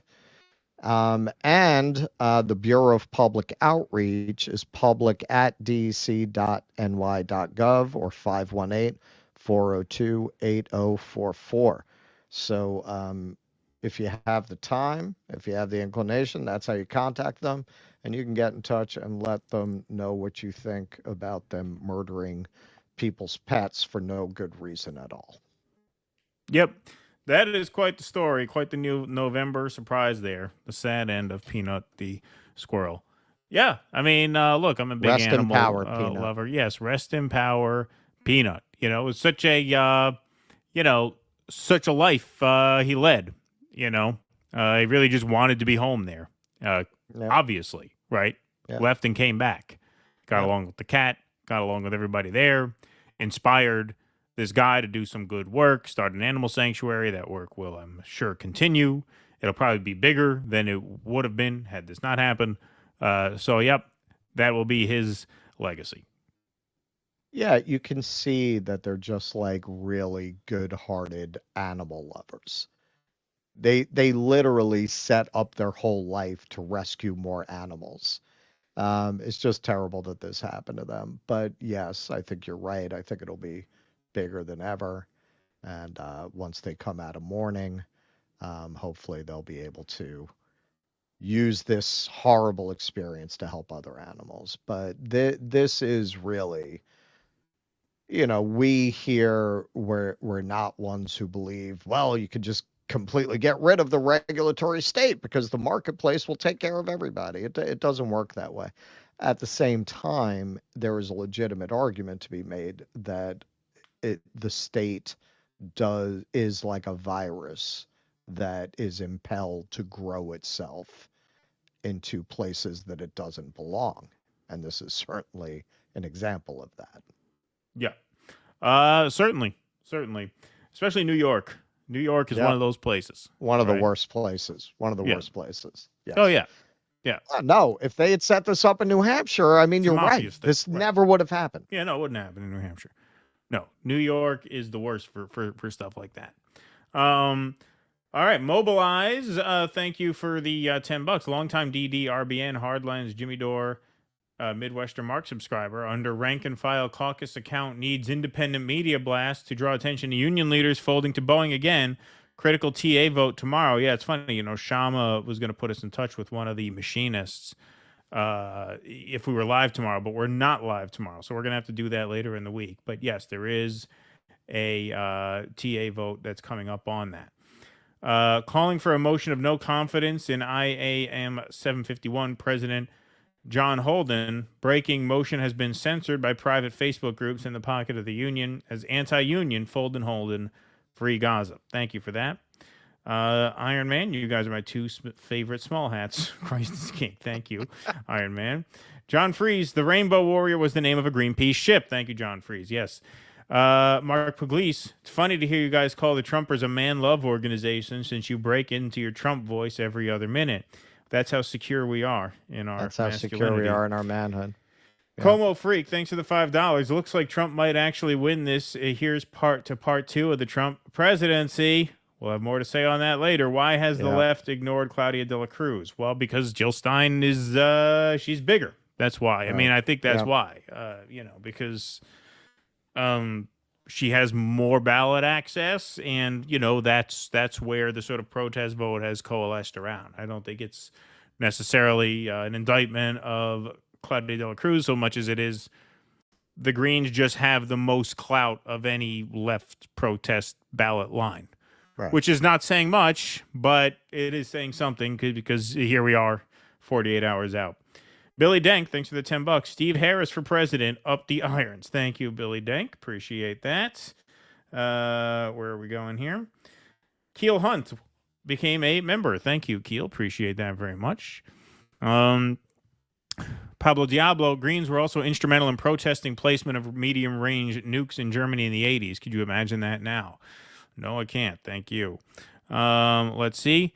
I apologize. I was thinking of Silvio Berlusconi, who supported Maloney. I did not know why I thought of Bolsonaro. Oh, who passed away. But why would European Greens care about him? He has sanctuary in the USA. Yeah, no, it makes no sense. And he's not in power. Yeah, so I don't understand that. Bill Burr was a regular cast member on The Chappelle Show. Yep, thank you for that. Appreciate that. First, she stole the no taxes on tips. Then she stole the wall. Now she stole his SNL skit. Where does it end, Kamala? That's truth trying to shill. Thank you very much. Appreciate that. Go with Joe's Choice and go with Jimmy on SNL. Yeah, that'd be a good monologue. Yeah, they'd book him. Yeah, that would be quite something. Bill Burr is the Dropkick Murphy. Chappelle is the Shane Fukin McGowan. Enough said. Thank you for that. China Shill, thanks for the donation. 5 seasons of Whitest Kids You Know is funnier than 50 seasons of SNL. Thank you, China Shill. Appreciate that very much. Okay, folks, we are going to take a game break here. We're going to play you our actual sort of closing arguments of the campaign season. This video was shot a week ago from yesterday. This was at the Jose Vega event in New York City. Russ and I each gave speeches there. We were billed jointly, and so we thought we would play them for you guys here 2 days before Election Day. Like I said, we made these speeches on behalf of our friends Jose Vega and Diane Sayre. Obviously, Jose is not in either of our districts, but I will be voting for Diane for Senate, of course, on Tuesday, and suggest that all New Yorkers join me in that. And if you're in Jose's district, obviously, vote for Jose. So do you have anything to say to set this up, or should we full screen this and mute up? Let's full screen it. We'll talk about it afterwards. This is our closing pitch for those of you who can support, particularly if you can vote for Jose, if you're in his district. Here's our closing pitch. All right. So my speech is about 4 minutes. Russ's is about 8. So this is about 12 minutes long. And then we will see you on the flip side. So enjoy these, and we'll see you soon. This room is far too beautiful for what I'm about to say. No, don't take for granted the significance of this gathering today. We are here in support of the only two anti-war and anti-genocide candidates with their own ballot line in all of New York State. That's a fact. And we are, of course, 10 days out from Election Day, which means that the candidates are making their closing arguments as the vote is set for November 5th. So genocide candidate number one, Donald Trump, was on the Joe Rogan Experience last night, making his closing pitch to the manosphere. And boy, did that go over big. Did you guys see that? Were you online last night? You saw that blew up. That was everywhere. That was more viral than the Kim Kardashian sex tape. And with bigger tits, better makeup, and longer stamina. 3 hours. Wow. Did you guys see the part where Rogan asked to see the scar on Trump's ear? That was hot, wasn't it? I mean, there's nothing wrong with it. I don't think I should have to be the first person to say it, but, well, not that there's anything wrong with that, if you know what I mean.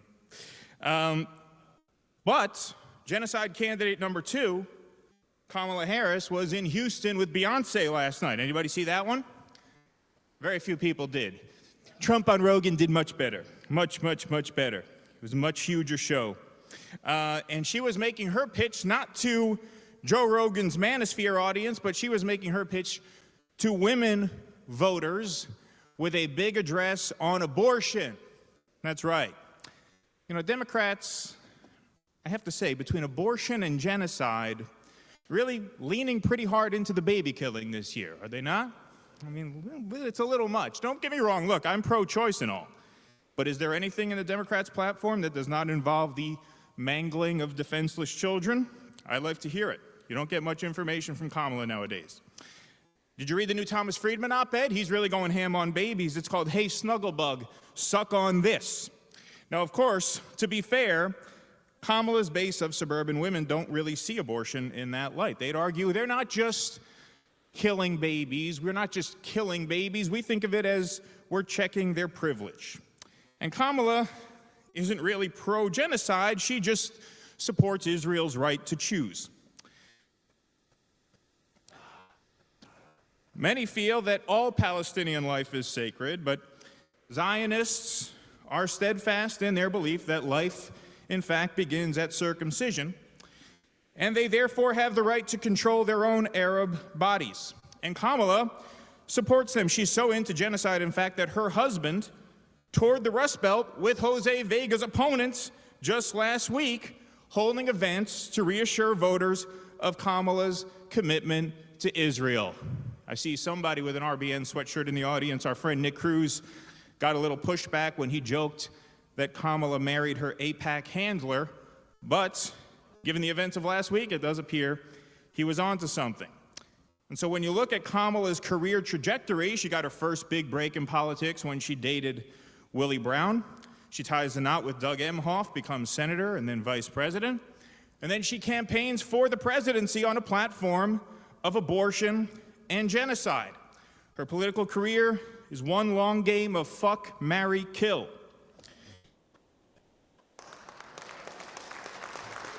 Thank you. So while Trump is courting the incels and Kamala is rallying the girl bosses, our closing argument here is a peace rally. What do you know? Third parties are often dismissed as quixotic efforts, but our event here today is far more serious and meaningful than anything Trump or Harris will say over the next 10 days. Jose Vega, Diane Sayre, give me hope in hopeless times. I am so proud of them and so proud of all of you for your disciplined commitment to peace and justice, and for being here today. It's an honor to be here with you. Thank you very much.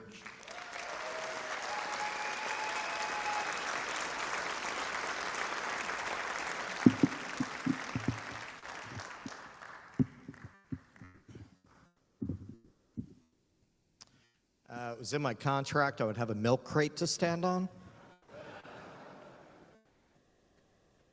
Having a Sunday brunch at Sylvia's with Jose recently, As we munched on chicken and waffles, surrounded by framed photos of several generations of Harlem luminaries, I raised the question that was really on my mind after a recent trip to Greece.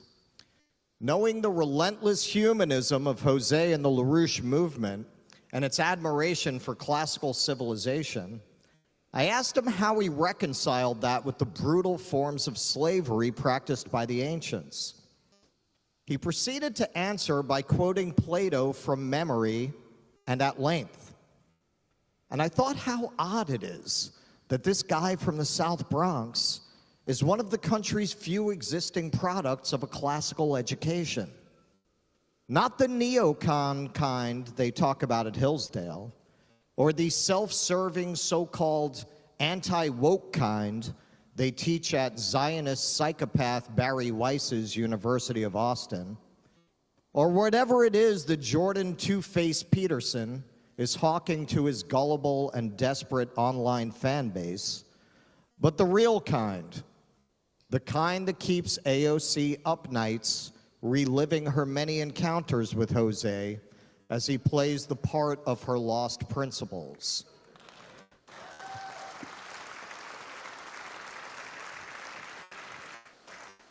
Long before the analysis of why civilizations fail became a cottage industry for both publishers and online creators, the 14th century Muslim scholar Ibn Khaldun ventured a guess in his classic history, the Muqaddimah.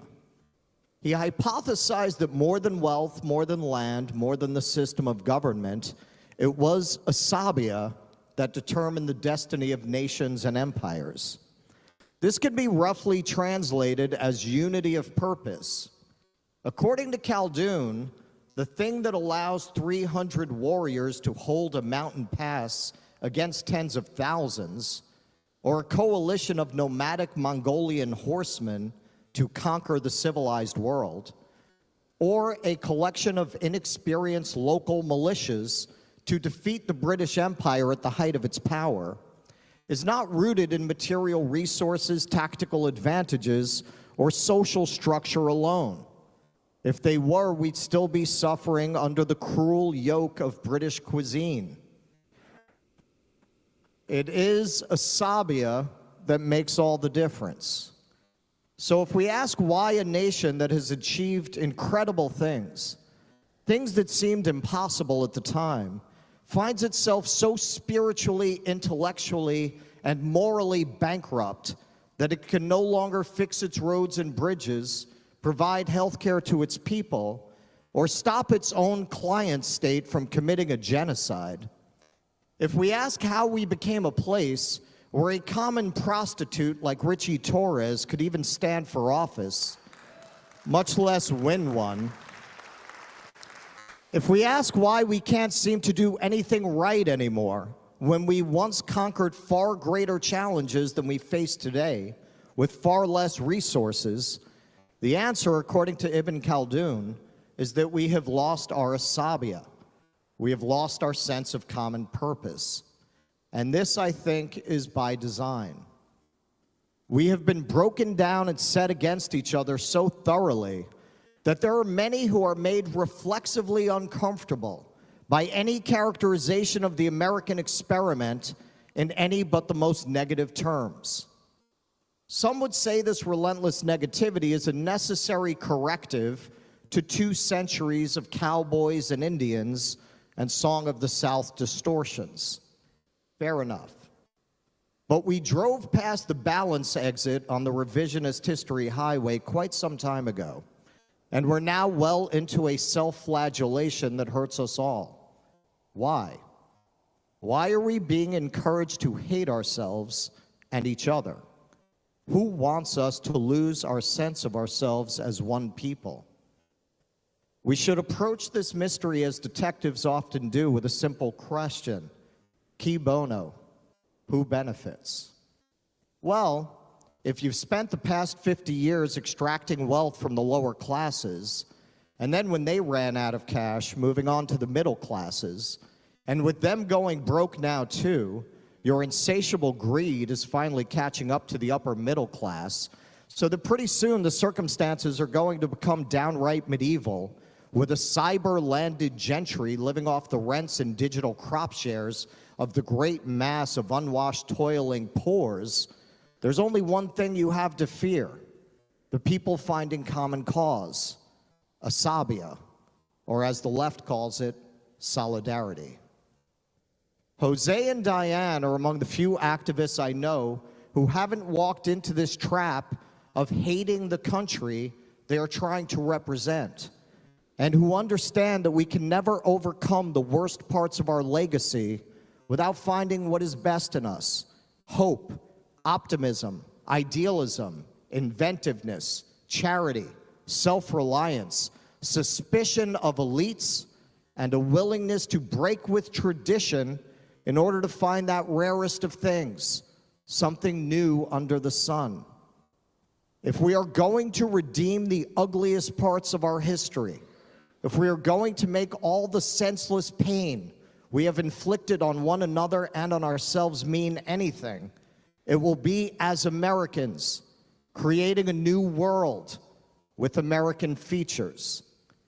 In order to get there, we need a new kind of leader that can reconcile us with our past and use its lessons to create a better, fairer, more equitable, humane, and prosperous future in which we live in peace with all people and finally, at long last, with ourselves. Jose and Diane are those kinds of leaders, and that's why we need to do all we can to elevate their voices in this race and in the years to come.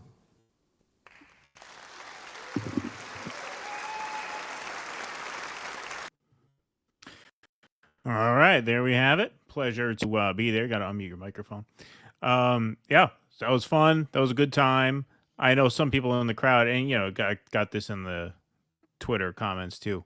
People thought the crowd was uptight. They really were not as bad as it sounds like they were on the video, because the audience is not mic'd at these events. So it was actually like, yeah. I mean, I told Jose, I said, this is kind of a prim and proper room for what I'm about to say, but turns out, I mean, they were not bad. It was like, it went over better than it sounds like, because they don't have the audience mic, so you only heard like when the applause and the laughter was like loud, so it looks like you're dying up there. But really, I wasn't. I mean, they were actually a much better crowd than it looks like. When you film like a comedy show, you always mic the audience since you want to hear the laughs and stuff. But no, it was a fine crowd. It was a fine crowd. It was a lot of fun, and so yeah, I enjoyed it. At the same time, yeah, man. Like, that's not the kind of act that room is used to. No, I knew it wasn't going to be. You had some people in the room who were like, fuck yeah. Yeah. And then you definitely had people in the room who were like, what's this? What did he say? Yeah. What did he say? What? Fuck, marry, what? Yeah, right. Yeah, but exactly. You can hear me, mic aside, when you drop that line. I laughed behind you. I was sitting on a chair behind him. That was a great joke. Yeah, I heard you at the time. But yeah, no, it was a great event. They had Scott Ritter there. Jimmy obviously spoke there. Garland Nixon there. Dennis Fritz. Larry Wilkerson. Just a great event. Great roster of people. Great music. So yeah, it was a lot of fun. I'm really glad they could put that together. Great pleasure to be a part of it, of course. Yeah, it was a lot of fun. It was a crazy weekend. This guy, you want to talk about a family man? Keaton changed the time so he could get home to his family earlier than he was going to.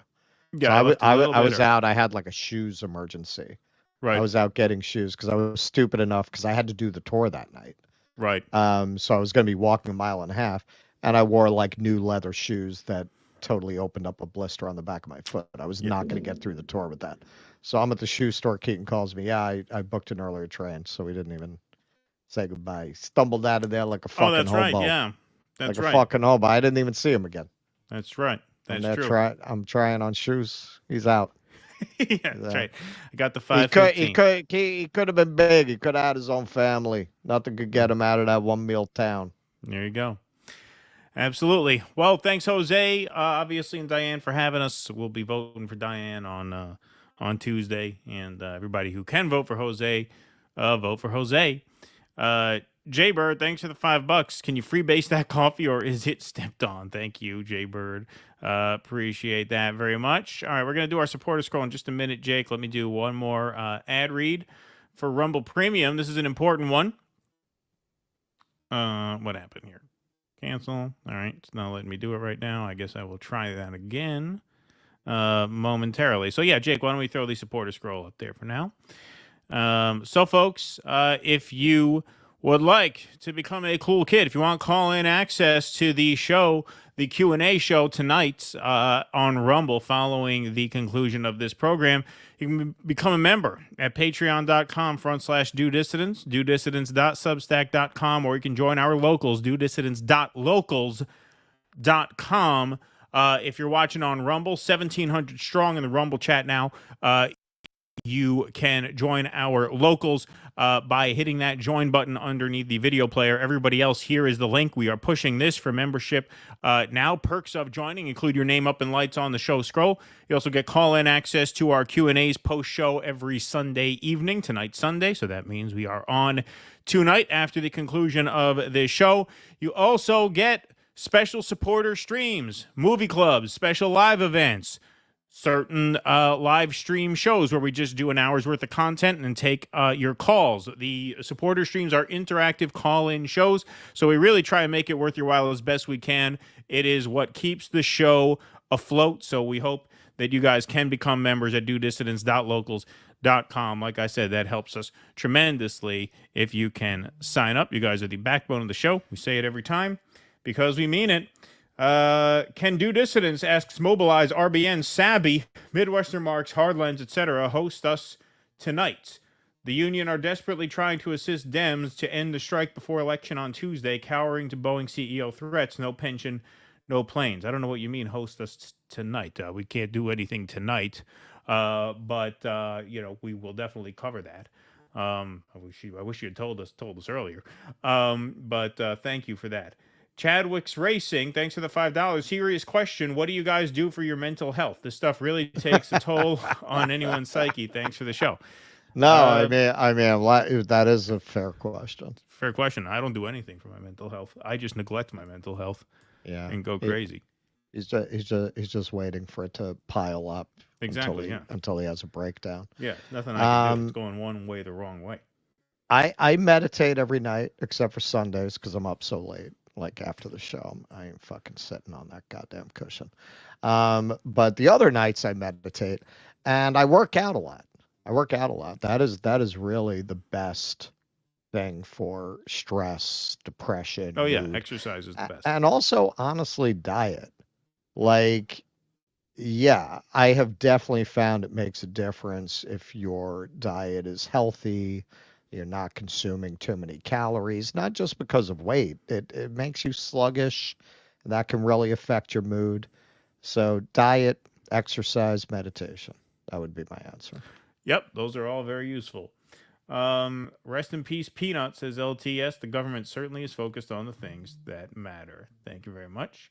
Quintessential, do you still say Bernie shouldn't have gone to 60 Minutes? If Mick Wallace Corbin ran away from Cuba questions, would it shock us how much pandering allowed?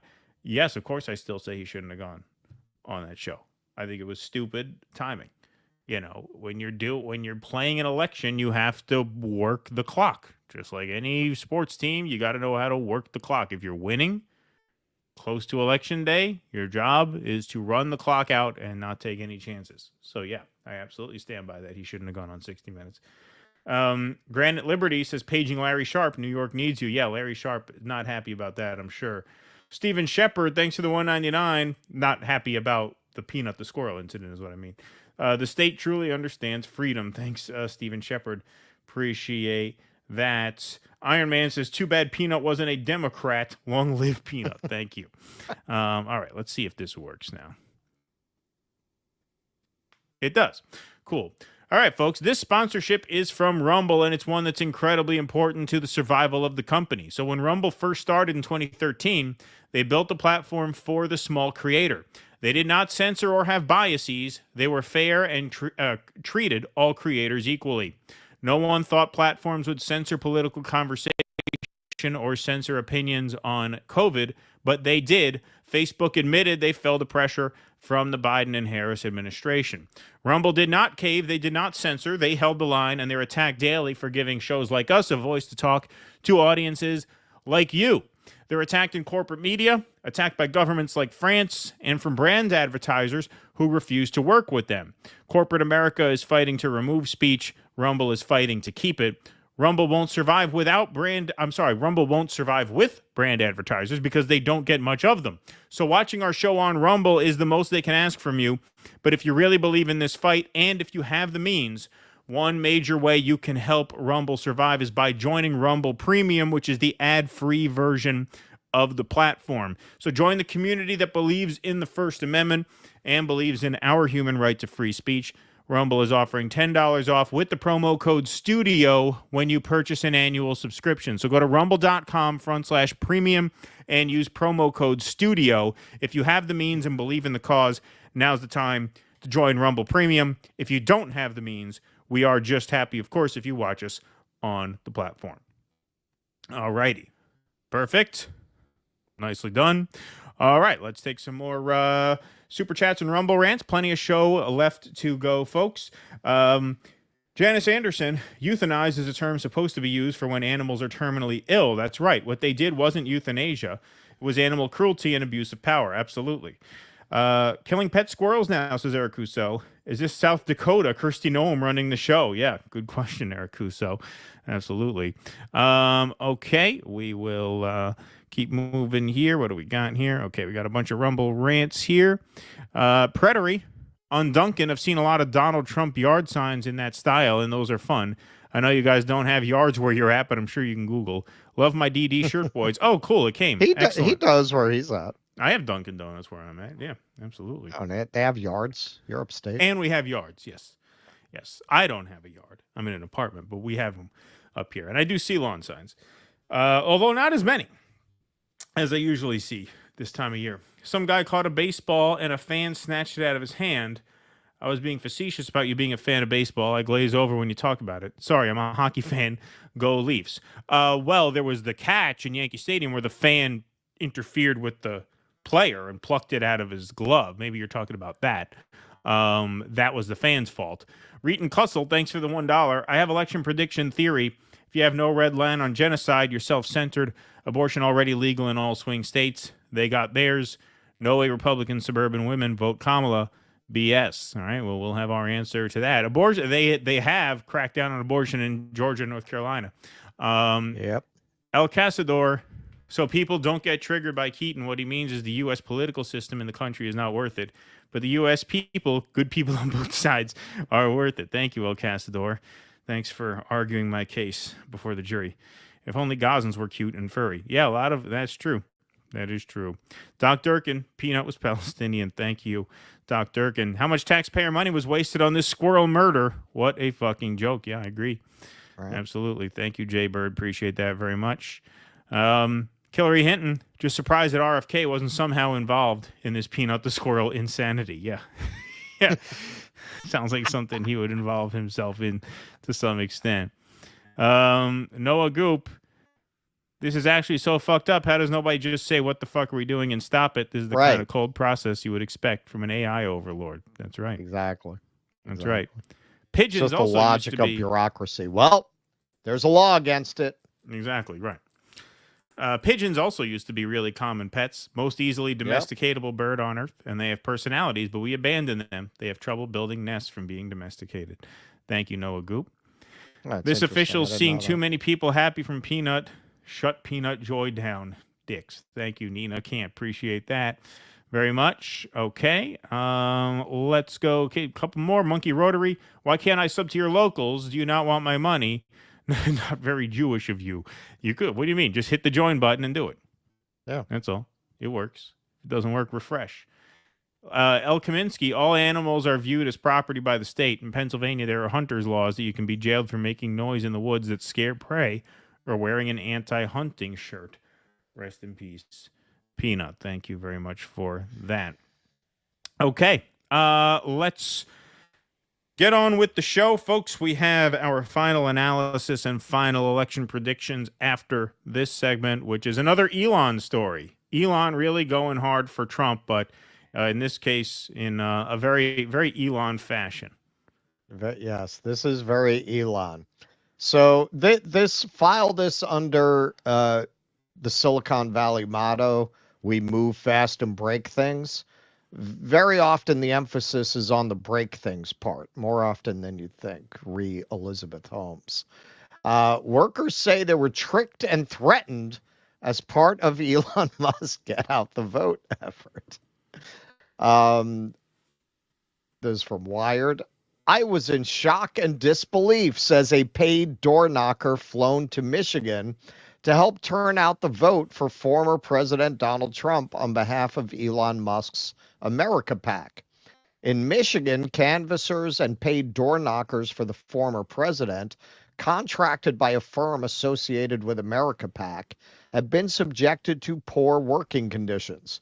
A number of them have been driven around in the back of a seatless U-Haul van, according to video obtained by Wired, and threatened that their lodging at a local motel wouldn't be paid for if they didn't meet canvassing quotas. One door knocker alleges that they didn't even know they were signing up for anything having to do with Musk or Trump. A representative for Musk and America PAC did not return a request for comment.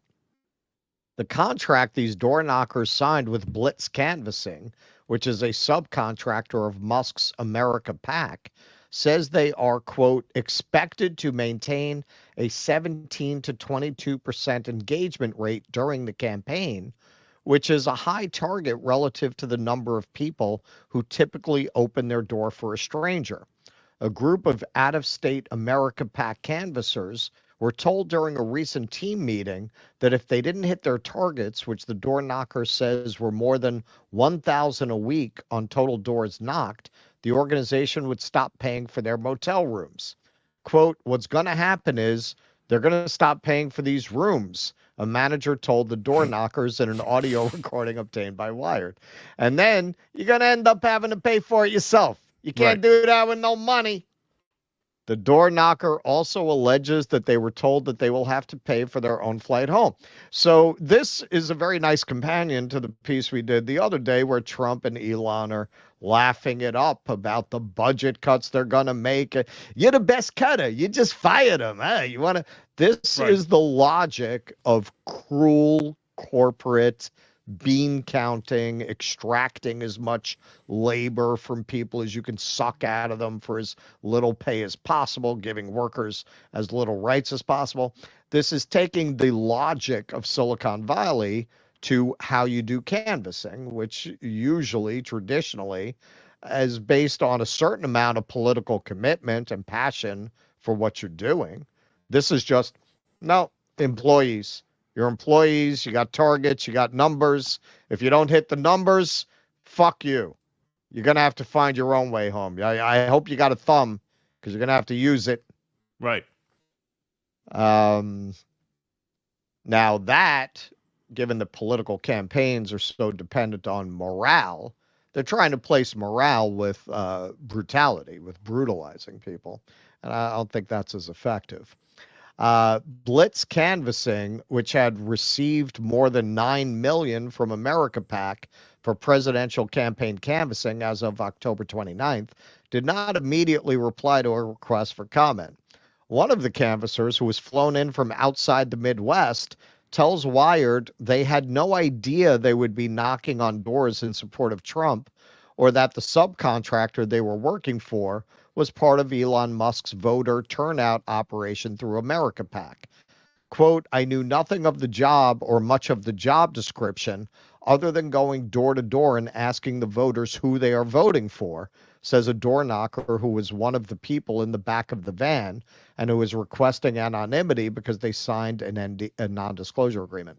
Then, after I signed over an NDA, is when I found out we are for Republicans and with Trump. Now, look, this is anecdotal. I'm hearing from people who are out volunteering that they've never seen such a low presence of canvassing from Republicans, that they've never seen so few canvassers around. I'm hearing from people who are canvassing for Democrats, they're not even seeing them. People who are seasoned canvassers who are used to seeing Republicans when they're out canvassing are not seeing them. What this sounds like to me is a very typical flim-flam Silicon Valley, we're going to do it different, and they fuck it up more often than they succeed. They try to do it differently, and they fuck it up. This sounds to me, and we'll get to our predictions later, but this is definitely part of my thinking and how I think this is going to go. The door knocker. Cybertruck of campaigns. Exactly. Let's make the campaign out of stainless steel. Right.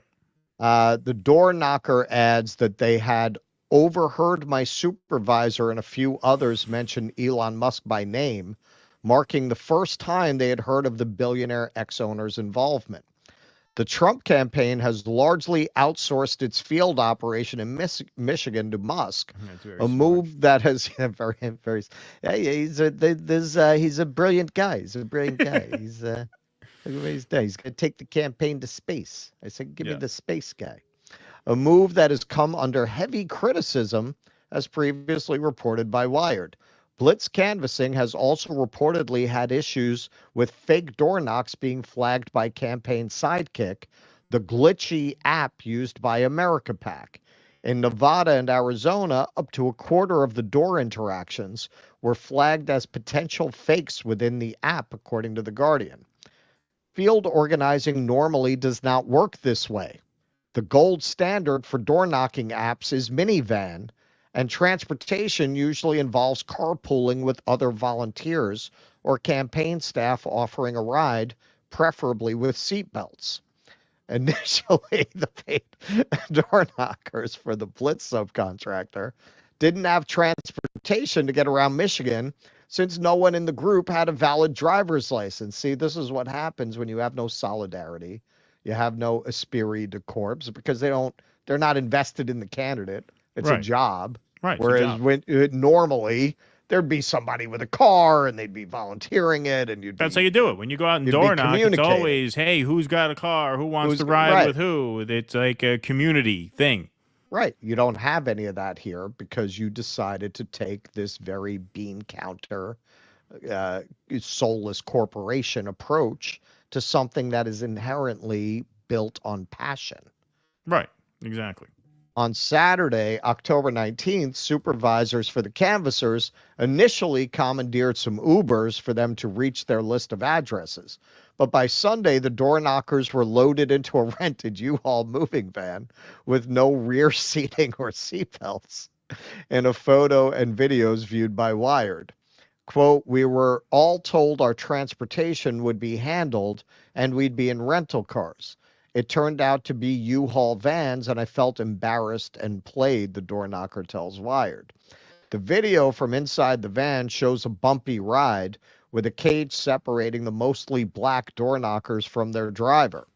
The driver also told the group of door knockers that he was in pain and had difficulty driving. Quote, I just had surgery, bro, the U-Haul driver says in another recording obtained by Wired. Like half of my foot is cut off. This is the future they have planned for you, folks. Yep. Make America peasants again. MAPA. Yeah. They call it MAPA. In a contract agreement reviewed by Wired, door knockers were given specific performance guidelines along with a mandate to keep the GPS function of their personal device turned on during all working hours. Each knock at the door must be done in 15 seconds or less. Jesus Christ. And the contractors, like if you've ever canvassed, this is insane. It's insane. Must remain on a property for at least 30 seconds. The Campaign Sidekick app used by America PAC has severe limitations in its functionality, including the lack of a geo-tracking feature. Hence the requirement that canvassers leave GPS services on for their personal devices at all times, according to a contract reviewed by Wired, forcing them to use offline walkbooks, a function of the America PAC app that don't offer the support of GPS or real-time upload capabilities. So they want to do it on the cheap. So they're going to put it on you. You have to use your GPS. While this particular group of door knockers was being managed through blitz canvassing, screenshots shared with Wired show America Pack listed in the mobile app they were using to knock on doors. Okay, so when you look at how they talk about, we're going to have a department of budget cutting, we're going to have a department of government efficiency, and Elon's going to be in charge of it, this gives you a pretty good indication of what that's going to look like. Of what, whoa, we're gonna introduce a new app and it's gonna be much more efficient. You're gonna have old people dying of starvation waiting for their social security checks to come for 6 months because this new app is glitchy. Right. There's bugs in the new update. Sorry about that. Yeah, they can't figure out how to get the checks out on time. Like if they're running a campaign like this, how do you think they're going to approach all these ideas they have about how to reform the government? Can't reform how you run a campaign. But I mean, frankly, it's a dumb idea to try to corporatize canvassing this way because idiotic. It's a labor of love. Yes. You take out that passion and you just got a bunch of miserable people in the back of a U-Haul. It's just, you can't make it up. You can't make it up. And again, this is not, we're voting for Jill Stein. We're not supporters of the Democrats. We could go on, and we do all the time, about how disgusting the Democratic Party is. That has nothing to do with it. These guys are not any better. It's just in a different way. It's just in a different way. When they sell you on how they're going to make America great again, this gives you an idea of what that means to them. They are of the owner class. You are peasants to them. As much as they can extract from the worker and give back to the owner class, that's how they think. That's what they're going to do. When they say they've got to reform the government, they don't say a fucking word about the military. Elon's a military contractor, not a word. What does that mean to them? That means you fucking struggle. That means what you get, they want to take back.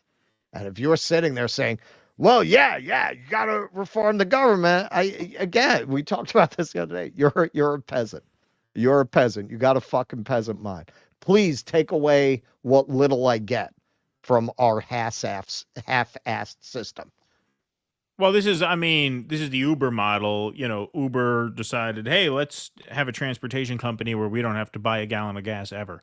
We just get people to beat their own cars up, spend their own overhead, and we'll suck off half from the top, and then they'll get the bottom half of the fare if they're lucky, minus, of course, wear and tear on the vehicle, gas, blah, blah, blah, all the other hidden expenses that go into doing that work. I know because I've done that work for many years.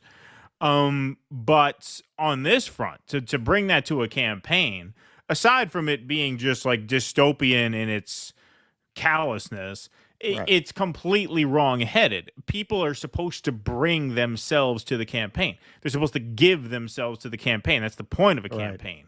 Right? You're supposed to bring what you have to it. And if enough people do that, that's what creates the grassroots momentum that campaigns tend to rely upon. And to do it this way, in addition to, like I said, just being kind of dystopian, it's just stupid. It's just dumb. Like telemarketing. It's basically like the way corporations will subcontract a telemarketing firm to sell their shit.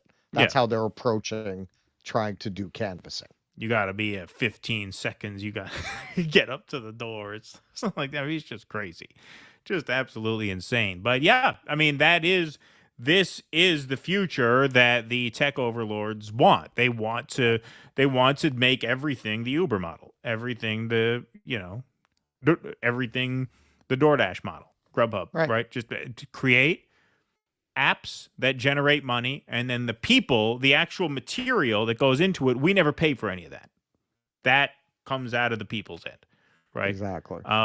We just are there to provide the opportunity via the platform, via the technology, and that's what we do. We maintain that tech.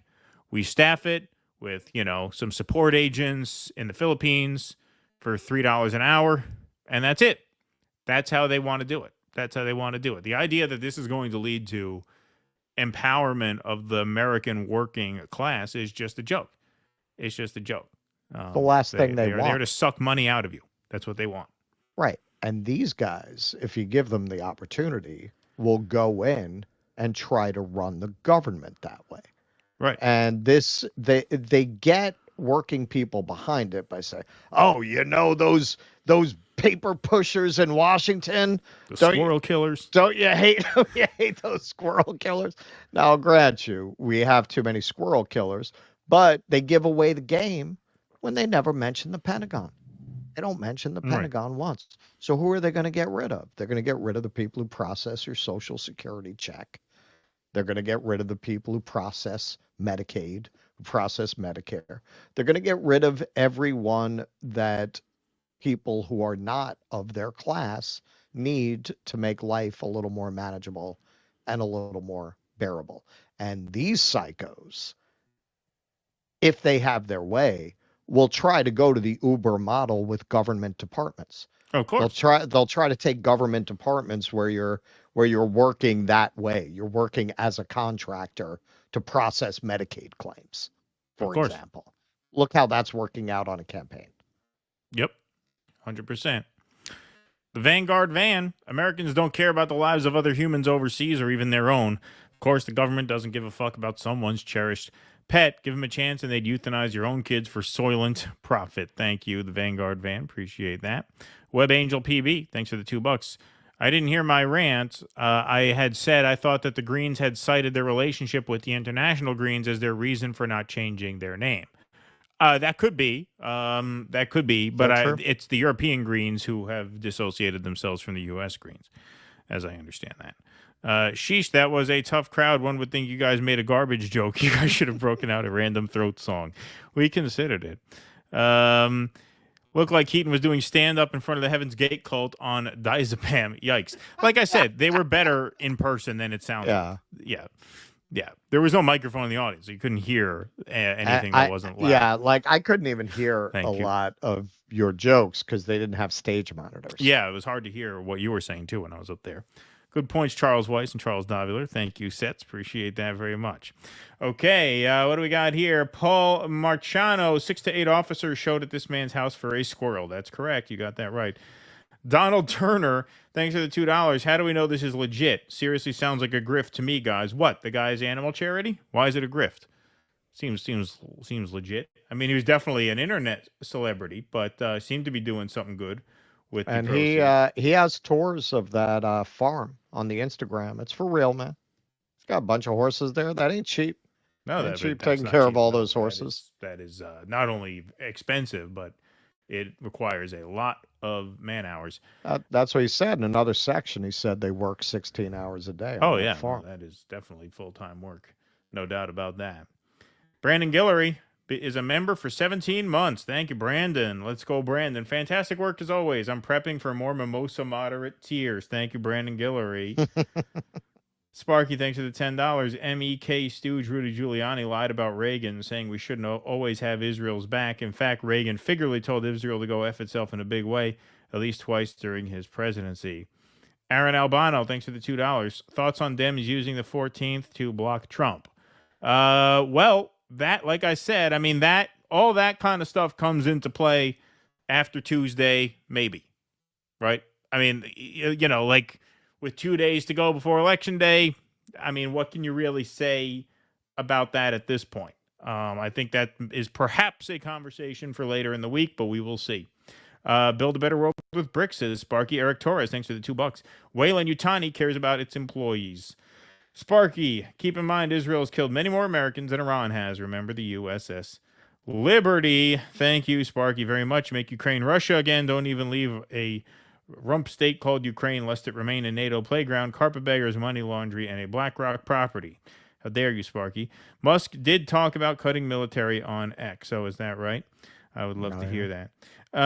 Eric Maines, thanks for the $5. Almost worthy of Mel Brooks. Elon, upon seeing his work product, what knockers? Why, thank you, Elon. P.S. Rest in peace, Terry Garr. Russell has a tribute to Terry Garr on the intermission. The intermission this week, I did a supercut of my favorite Terry Garr roles. So we will be doing a Terry Garr tribute, including definitely my top 3 favorite comedies of all time, After Hours. That's probably my favorite Terry Garr role. Interesting. All righty. Cool. All right, folks. We got our final piece of the night. It is a big one. We are, of course, going to go over our final election predictions and some data. So, folks, at this recording, we are less than 48 hours out from the polls opening on Election Day, Tuesday, November 5th. We do now have, in addition to some late polls, we have some early voting data. So, Washington Post reports early voting turnout high as nearly 47% of 2020 electorate cast ballots. To a striking extent, Americans are not waiting for Election Day to vote. More than 74 million people had already cast their ballots as of Saturday, which is nearly 47% the total number cast in the 2020 presidential election. That includes 4 million voters in Georgia, or 80% of the total. 80% of the total that voted there in 2020. That is a huge early vote turnout in Georgia. 80% of the total 2020 turnout have already voted in Georgia. In the battlegrounds of Arizona and North Carolina, roughly half of eligible voters have already shown up. Half of eligible voters already shown up in Arizona and North Carolina. That means you already have a turnout north of 50% guaranteed. And then that's plus Election Day turnout. And in 3 states, Connecticut, Delaware, and South Carolina, early voting has surpassed 2020 levels. While nationwide rates of early voting aren't quite as high as they were at this time in 2020, they're significantly higher than in 2016 or any previous election year. Now, understand, 2020 was an especially high year for early voting since a lot of people were afraid to vote in person on the day of because it would be too crowded and they might get the thing. And, of course, Democrats were especially fearful of that, which is something you have to keep in mind when we look into these numbers.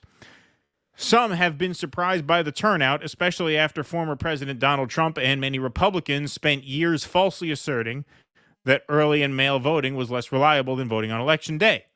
This year, Trump has shown more openness to early voting, especially in the final days of campaigning. Yes, this year, Trump is actually telling his supporters to go vote, as opposed to this time. That's an idea. Last time, it's a hell of a closing pitch. Don't vote. Don't vote. Don't vote early. Wait till the last minute. That'll show 'em. Yeah, right. The number of early vote ballots is expected to continue rising before Election Day. In recent rallies in battleground states, Trump and Harris have implored their supporters and undecided voters to cast their ballots early. So, if we look, this is a map of the 50 states. You could see the color key in the top there. 2024 early votes as a share of early voting in 2020. So, at this publication, which was yesterday evening, 9:04 p.m., you already had early vote in South Carolina and Connecticut past 2020 levels. Georgia, North Carolina, Tennessee, Louisiana at north of 90%, which means they've certainly passed them by now. Now you're talking about a guarantee that they will surpass early voting from 2020. 2 out of those 4 swing states, of course, north of 90% are the swing states of Georgia and North Carolina. So you're seeing very, very high early voting turnout, including in 2 of those swing states. And then even in some other swing states, obviously Michigan, you have north of 80% of 2020's total, Nevada, north of 80%, and then Arizona, north of 70%. So pretty high numbers in the early voting. And who is doing most of this early voting? Well, women. Women. Am I right? Dems see signs for optimism in gender gap in early vote. That's right. Politico reports there's a new kind of gender gap in the 2024 election. Women are voting early in huge numbers, far outpacing men. It's giving anxious Democrats who see female voters as key to a Kamala Harris victory newfound hope leading into the final week of the campaign.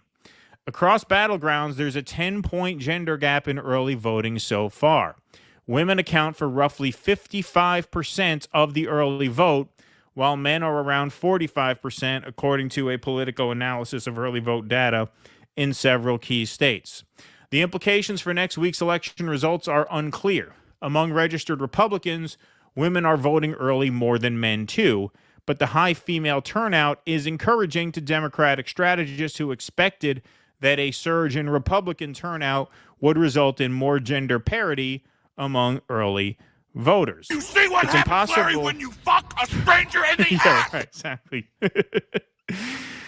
It's impossible to know who these women are voting for, including whether Democrats are winning over unaffiliated or moderate Republican women disillusioned with former President Donald Trump. But the gender gap has been one of the defining features of the 2024 campaign, and Harris allies see the lack of a surge of male voters as an encouraging sign.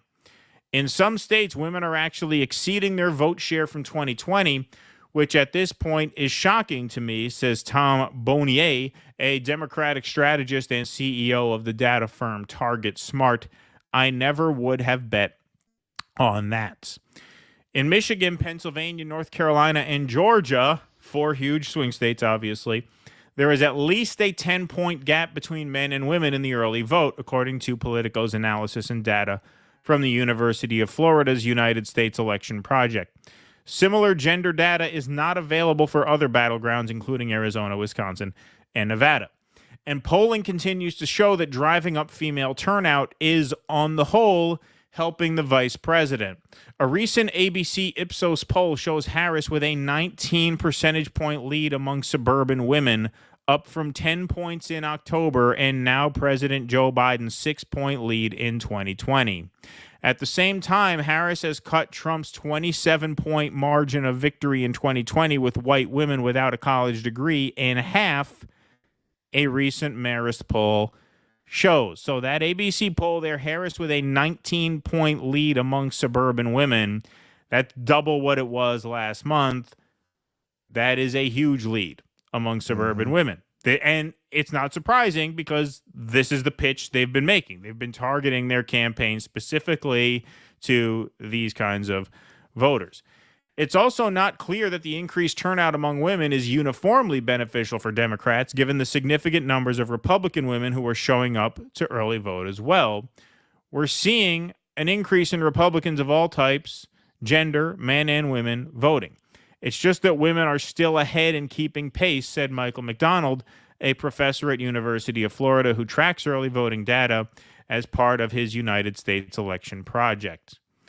Politico's analysis of early voting data in Pennsylvania found that women registered as Democrats made up nearly a third of early votes this year from people who did not vote in the state in 2020.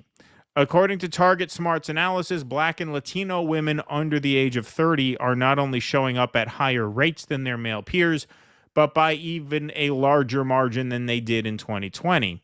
That finding is echoed by internal data shared with Politico by the progressive women-focused organization Supermajority, which is targeting many of these women. More than a third of the 3.6 million low-propensity women the organization is focused on turning out have already voted. So that's over 1 million, which Democrats see as a good sign, given that infrequent voters tend to vote later on Election Day. So here is a snapshot of the early voting in Pennsylvania. Now, of course, they don't release results who they voted for until Tuesday. So we don't have those numbers in yet. We have some exit polls. We have polls where people have been asked who they voted for, but we're not actually counting votes in that scenario. That is still sort of an exit poll type of thing. But these numbers here, early voting in Pennsylvania, 1.7 million mail-in and early in-person votes cast, 57% from registered Democrats, 33% from registered Republicans, 10% other independent remain. The rest, as you can see, those numbers fairly closely match the mail-in ballots requested line as well. And the gender gap, early voting in Pennsylvania, 56% women, 43% men. Now, in Georgia, which compositionally, of course, much more heavily Republican than Pennsylvania, you have Democrats at 45%, Republicans at 48%, with 7% other. That's on mail-in and early in-person votes cast. Of the 300,000 plus mail-in votes, mail-in ballots requested, obviously you have that lopsided in the Democrats' favor so far, at least as of this reporting. That has not translated to turnout, where Republicans have outvoted Democrats by a narrow margin, but have still outvoted Democrats. And you could see here the gender gap in Georgia, essentially the same as it is in Pennsylvania. In North Carolina, another key swing state, this is really interesting. Again, this is a state in which Republicans have Democrats out-registered. You have it basically tied. 32% Democrat, 34% Republican in the early vote and mail-in vote, 34% independent early vote turnout in North Carolina, which is a very interesting number. Once again, the gender gap north of 10 points. So here it is laid out more simply. In Arizona, you have a 6-point gender gap. Nevada, just a 2-point gender gap. But all the rest of those swing states, Pennsylvania, Georgia, North Carolina, Michigan, and Wisconsin, you have a very healthy gender gap with women outpacing men pretty significantly in the early vote. These are exit polls, so to speak. So this is still a poll. Once again, these are not election results. This is a poll of people who have voted already. Of people who voted already, 61% in Michigan say they have voted for Kamala, to 35 for Trump, 60 for Kamala in Wisconsin to 38 for Trump, 57% in Pennsylvania to 40 for Trump. Now, this is not an apocalyptic situation for Republicans because it has been a tale as old as time. Democrats tend to vote early. Republicans tend to vote on election day. Having said that, given the turnout numbers in the early vote and the gender gap in the early vote, this creates a heavy lift for Donald Trump. Is it a lift that is beyond him? Not necessarily. Is it impossible? Of course not. Is there any guarantee he's not capable of overcoming this? No. But what these numbers tell you, in conjunction with the volume of early voting and the gender gap in early voting, is that the Democrats have cleared the first hurdle, which is turn out your people. Like I'm pretty confident that the Democrat turnout is going to be pretty high. I think you could say that with a good degree of confidence, which is also always the first hurdle in any race, turn out your base. Now the Republicans have to turn out their base, and they have to do better with independents than some of these numbers suggest they're doing, which brings us to this. The Des Moines Register Iowa poll, Iowa, which had gone pretty solidly red the past two times, Kamala Harris leapfrogs Donald Trump to take lead near Election Day. Here's how. This is the Des Moines Register poll. This is a gold standard poll. Very reputable poll, as we'll get into later. Kamala Harris now leads Donald Trump in Iowa, a startling reversal for Democrats and Republicans who have all but written off the state's presidential contest as a certain Trump victory. A new Des Moines Register Mediacom Iowa poll shows Vice President Harris leading former President Trump 47% to 44% among likely voters just days before a high-stakes election that appears deadlocked in key battleground states. The results follow a September Iowa poll that showed Trump with a 4-point lead over Harris and a June Iowa poll showing him with an 18-point lead over Democratic President Joe Biden, who was the presumed Democratic nominee at the time. Quote, "It's hard for anybody to say they saw this coming," said pollster J. Ann Selzer, president of Selzer and Company. She has clearly leaped into a leading position. There you can see the trend lines on the chart there. In 2020, the Register's Iowa poll showed that Biden and Trump were tied among all likely voters in September, but the final poll before Election Day that year showed independents breaking for Trump, and he ultimately won by 8 points over Biden. This year, independents appear to be turning the other way toward Harris, a move fueled by a growing support among independent women. Independent likely voters who have supported Trump in every other Iowa poll this year now favor Harris 46 to 39%. Now, this next slide features a highlighted passage. That is my highlighted passage, not the publications. But I highlighted this because this is the crusher, if true. Asterisk, if true. Do we know for certain this is not an outlier? No, we don't. We do know for certain this has a very strong history of accuracy, this poll. This is the number. This is the 5-alarm fire if you're Donald Trump. Now, independent women choose Harris over Trump 57 to 29. That's up from September when independent women gave her just a 5-point lead, 40 to 35. Independent men still favor Trump 47 to 37. Numbers that are largely unchanged from September when independent men supported him 46-33. Overall, Harris holds a 20-point lead with women, 56 to 36, similar to where she was in September. But Trump's lead with men has shrunk from 27 points in September, 59 to 32, to 14 points today. Okay, I'll take a brief pause there. I'll toss to Russell in a second. That number up there, independent women choosing Harris, 57 to 29. This is in a state that Trump won pretty handily twice before. If that number is in the same ballpark as what the actual number is, even if it's off by 20%, if that is anywhere close to accurate in Iowa, that means it's close to accurate in more purple states than Iowa, which spells major, major trouble for Donald Trump. There was always a chance, and we have said this every time we have talked about the odds of this race. There was always a chance that at the end of the day, this would come down to women choosing a pro-choice first woman president over the man who killed Roe v. Wade. That was always a chance. And the early voting, both in terms of the volume of the turnout, the gender gap of the turnout, and this poll here, which I'm about to show you, has a history of accuracy. Final Seltzer poll findings and the actual result. As you can see, going back to 2012, they predicted Dems +5. The actual result, Dems +6. 2014 Senate race, R +7. Actual result, R +8. 2016, R +7, R +9. As you can see, the only race they called wrong was 2018, which was the midterms, where despite the Democrats doing well overall, they struggled in statewide races, just like the Republicans struggled in statewide races last midterm. Mm-hmm. As you can see, aside from that year, 6 out of the last 7, they nailed almost perfectly.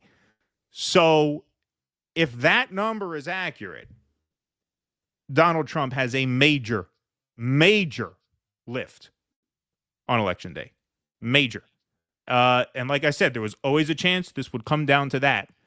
And early voting suggests it just might. We have a few more pieces here, but anything to add while we're stopped? Yes.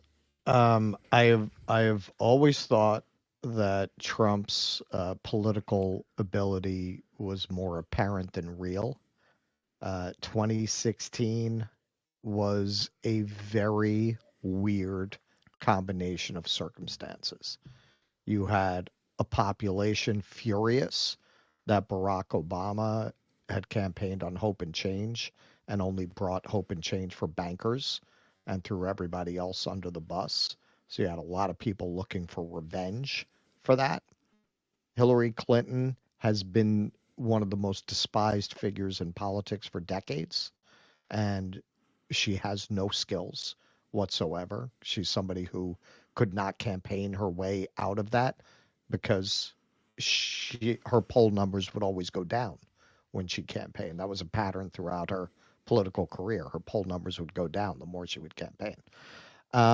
It was a weird combination. And also the media, the party establishment did not see it coming at all. They were completely blind to the possibility, and they didn't take it seriously. That's never happening again. 2016 was a very odd year. 2020, of course, you had COVID and all of that, and the Democrats certainly did not run a great candidate themselves. But nonetheless, Donald Trump, in a crisis, a president normally gets more popular. That's right. And yet, Donald Trump lost to a fucking zombie. He lost to a zombie who never left his basement in a crisis. So what happened from there? Most of Trump's supported candidates, most of the candidates he backed most visibly, failed. Herschel Walker failed. Yep. Oz failed. Meanwhile, this whole, well, Trump outperforms his polls. Well, since Dobbs, it's the Democrats that outperform their polls. The Democrats, Dobbs is such a powerful issue. The Democrats swung an election in fucking Kansas. In Kansas. So what does that tell you about their potential in purplish states? There are a lot of Republican women who are going to secretly vote for Kamala. It's not just their propaganda. Oh, yeah, I know they like to fall back on the safetyism.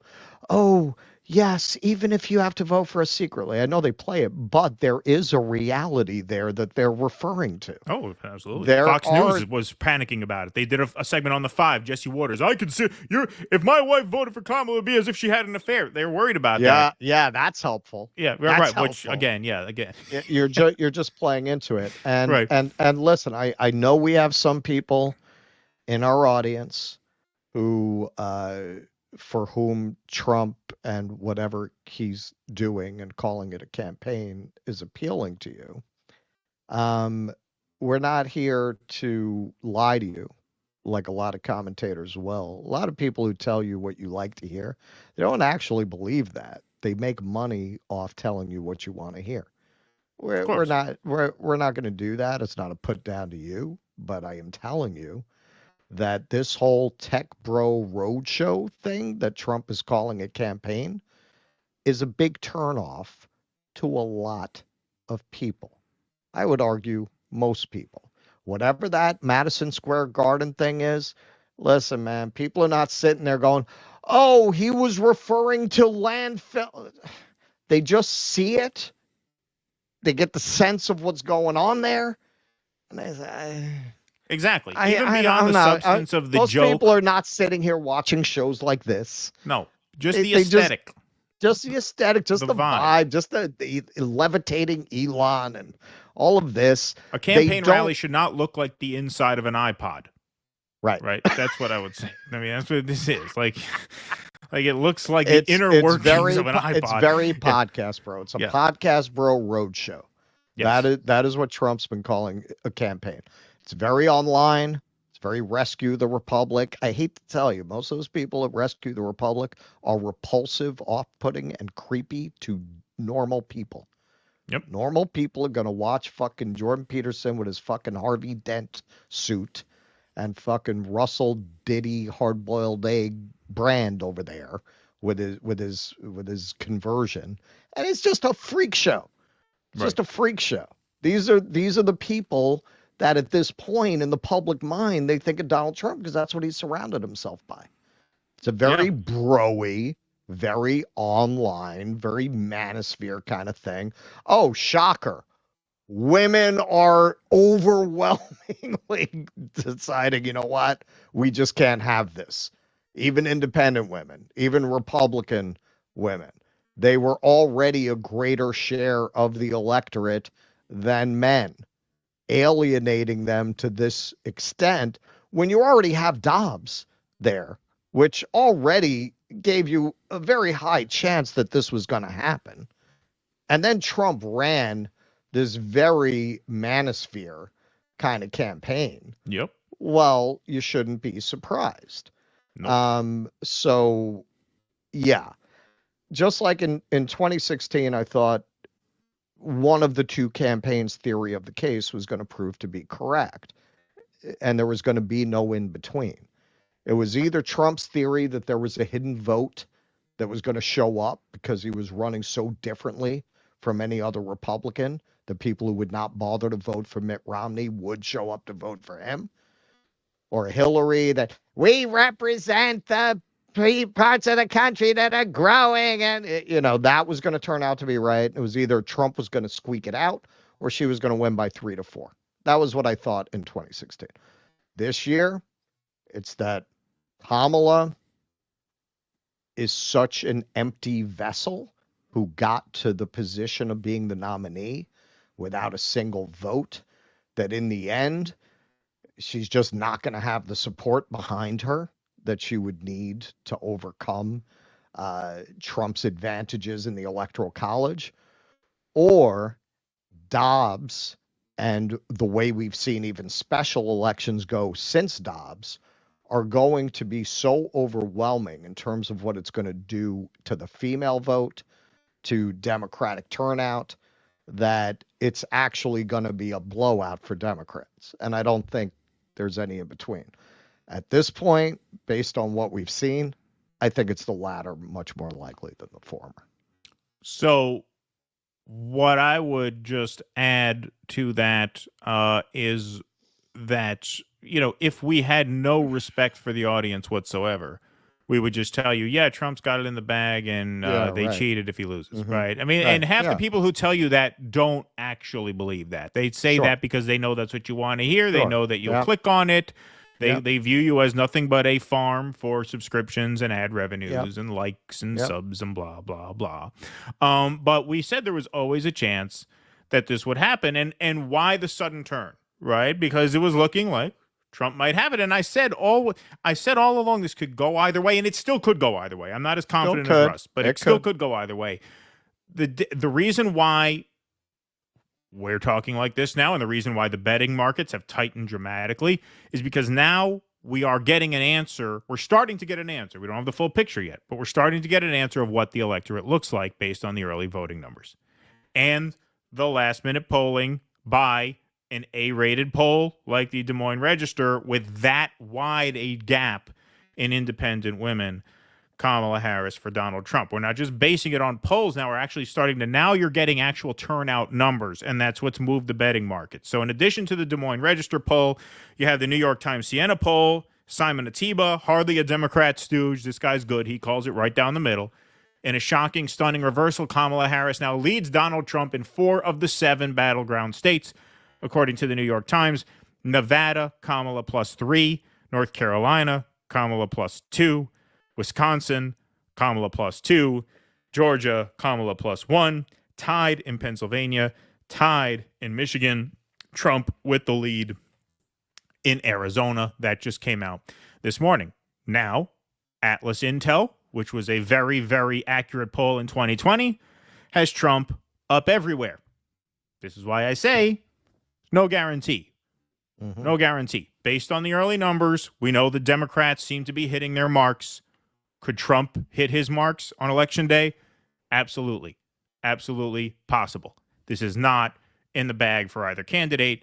And just so you can see here, the CEO of Elections tweets out 2024, according to 2 different A-plus rated pollsters, Selzer and Atlas Intel. So if the electorate looks like the Des Moines Register poll and her numbers are accurate, you have this, which is kind of cartoonish. No one really expects this to happen, but this is what the electoral map would look like if the Des Moines Register demographics were spot on and replicated nationwide. And by contrast, this is the Atlas Intel map, which more closely resembles a plausible map in the eyes of quite a few people. So what is the picture here? The picture here is that I still wouldn't bet $1 on this race. I don't feel confident enough to call it one way or another. But what I can say now is I believe that there is a greater than 50-50 chance at this point that the electorate this year will much more closely resemble 2022 than 2016, which means you're going to see Democrats outperform polls more than Republicans outperform polls. And I base that on the votes that have already been cast. Mm-hmm. The betting markets. This is an average of betting markets from Real Clear Politics. As you can see, a dramatic turn in the past couple of days. Trump had been steadily going up. Kamala had been steadily going down. This sudden turn at the last minute is not because all the betting markets decided let's rig it at the last minute, because we have early vote reporting. Right. In the final days of the campaign, you get numbers of votes that have been counted. Now, we don't know who they voted for, but we know the demographic makeup, and we know that these final polls are showing a dramatic gap in Kamala's favor among independent suburban women. And if North Carolina has 34% independent turnout and women are outvoting men by 10%, well, you do the math, and what the math tells you is it's a heavy lift for Donald Trump. Is it insurmountable? No. I can't say that at all, but I could say it's a heavy lift. Here's Polymarket. This is Peter Thiel's company. These are not libs betting on this. Look at that. State of Pennsylvania, which could be the whole thing, 50-50. According to Polymarket. According to Peter Thiel's sites, which I'm sure has more of the Elon bros than shit libs putting money in there. Yes. They're calling it 50-50. And so, once again, there was always a strong possibility it would come down to the pro-choice first woman president versus the guy who killed Roe.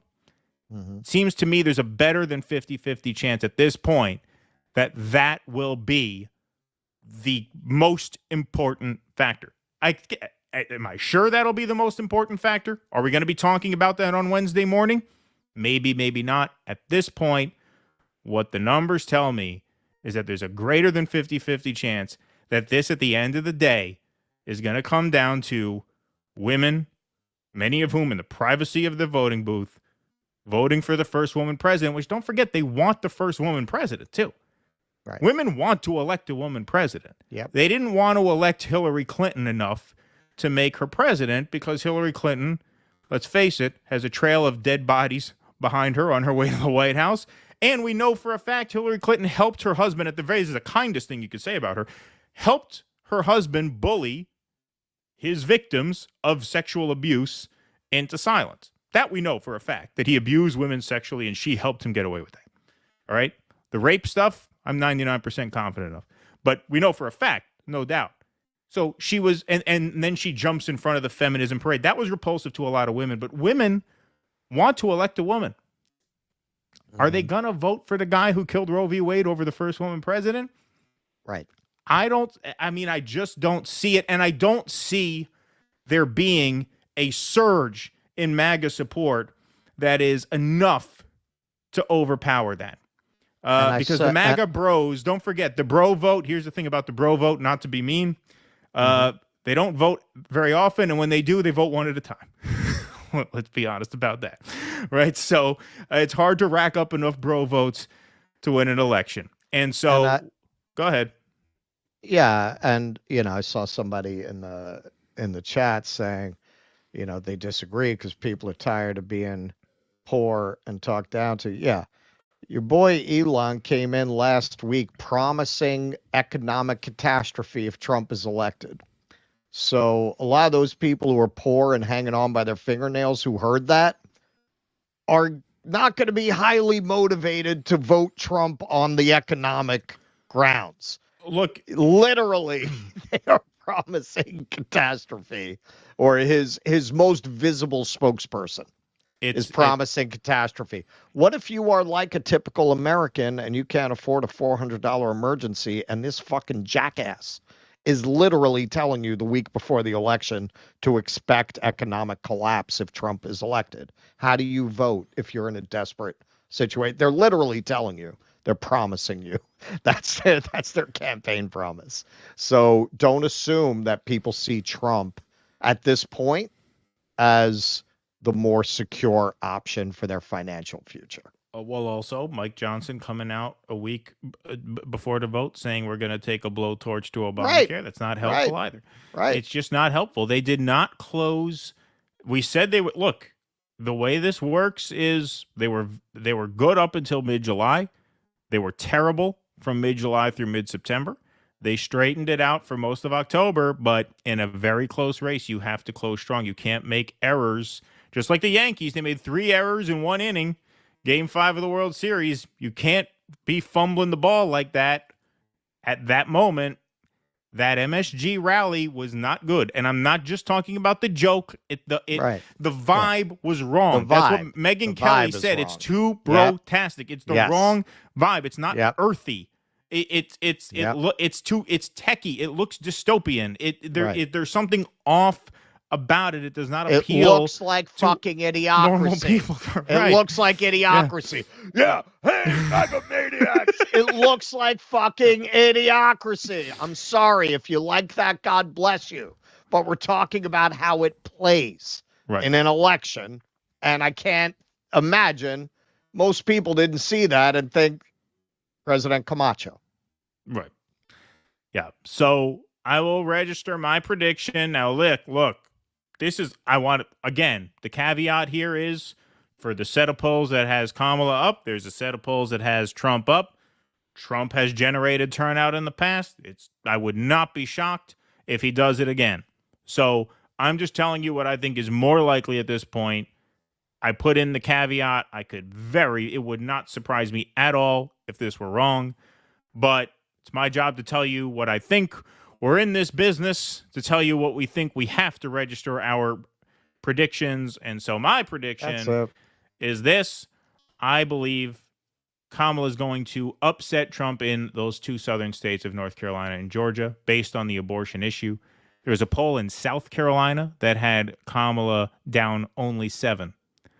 I think if abortion is going to influence the vote, it's probably most likely to do it in those 2 southern states, which have governed on that issue as if they were Mississippi and Alabama. They are not. Exactly. You have Governor Piss and Pussy there in North Carolina dragging down the ticket by more than 10 points. You have Democrats blowing out the early vote turnout in Georgia.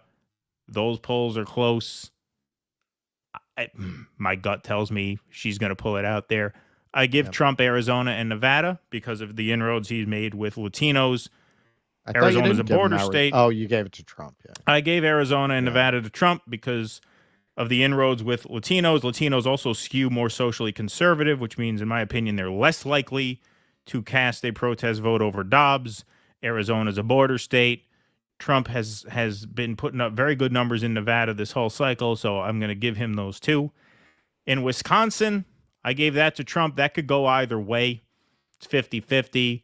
I heard some reporting saying Democrats are not as confident there. They haven't made quite the investment there that they made in the other 2 Rust Belt states because there are fewer electoral votes to be had. Where? In Wisconsin. There's just less. It's less likely Wisconsin is going to be the difference maker because it's a smaller basket of electoral votes. So Democrats have not quite made the investment there as the other 2 upper Midwest states, Pennsylvania and Michigan. Which, look, it breaks my heart to say this. I'm rooting for Abandon Harris to ruin this election for Kamala Harris. I hope I'm wrong about this. I hope that they eat shit in Pennsylvania, and I hope Kamala eats shit in Michigan, and that she loses, and we blame their support for genocide on the loss, and that Abandon Harris gets to stick it in their ass. That's what I hope happens. Again, it's my responsibility not to tell you what I hope happens, but what I think is more likely. The Michigan early vote looks strong for Democrats, as does the Pennsylvania early vote. And so I think they get those 2, which gives you Kamala at 290, Trump at 248. This is a very, very, very fragile map. Couple things go sideways. It's a Trump win. That could totally happen. I'm only doing this because we have to. I would not bet a dime on this. But if I had to guess, that's my guess. Kamala 290, Trump 248. All right, Russ, we're going to show yours. There you go. All right, so I am more bullish than Keaton, again, based on my logic that I don't really see a middle ground. I think you either have an enormous groundswell of women saying, fuck these guys. We cannot have this guy with his vote against IVF successor. I think he made a terrible mistake tactically picking a guy like J.D. Vance, he should have picked Tulsi. Yeah, this might have been a whole different story if he had. It definitely would have undercut some of that pro vibe of his campaign. That's true. But he went with Vance, who voted against IVF, just doubled down, tripled down on his biggest vulnerability. And I think when you look at how the early vote is coming in, you're going to have a huge swing of women to the point that it could create a tidal wave against Republicans. So yeah, man, I'm on that basis. I don't, like yourself, I don't feel strongly about it. I wouldn't put money on it. It could go the other way. I don't think it will, though. In terms of state by state, who knows? You know, I'm going with the general theory of how Democrats have been performing in the last few elections, where they keep shocking way above in many of these elections, way above how they're polling. So that's why I gave Nevada and Arizona to Kamala. Swing states, I basically got her sweeping, except for Michigan. I may be too emotionally invested there, to be honest with you. But on a rational basis, when you got that many Muslims who are going to refuse to vote for Kamala Harris, I think they might succeed. If it wasn't for that, I would not have given it to them. But yeah. So, hang on. Oh yeah. No.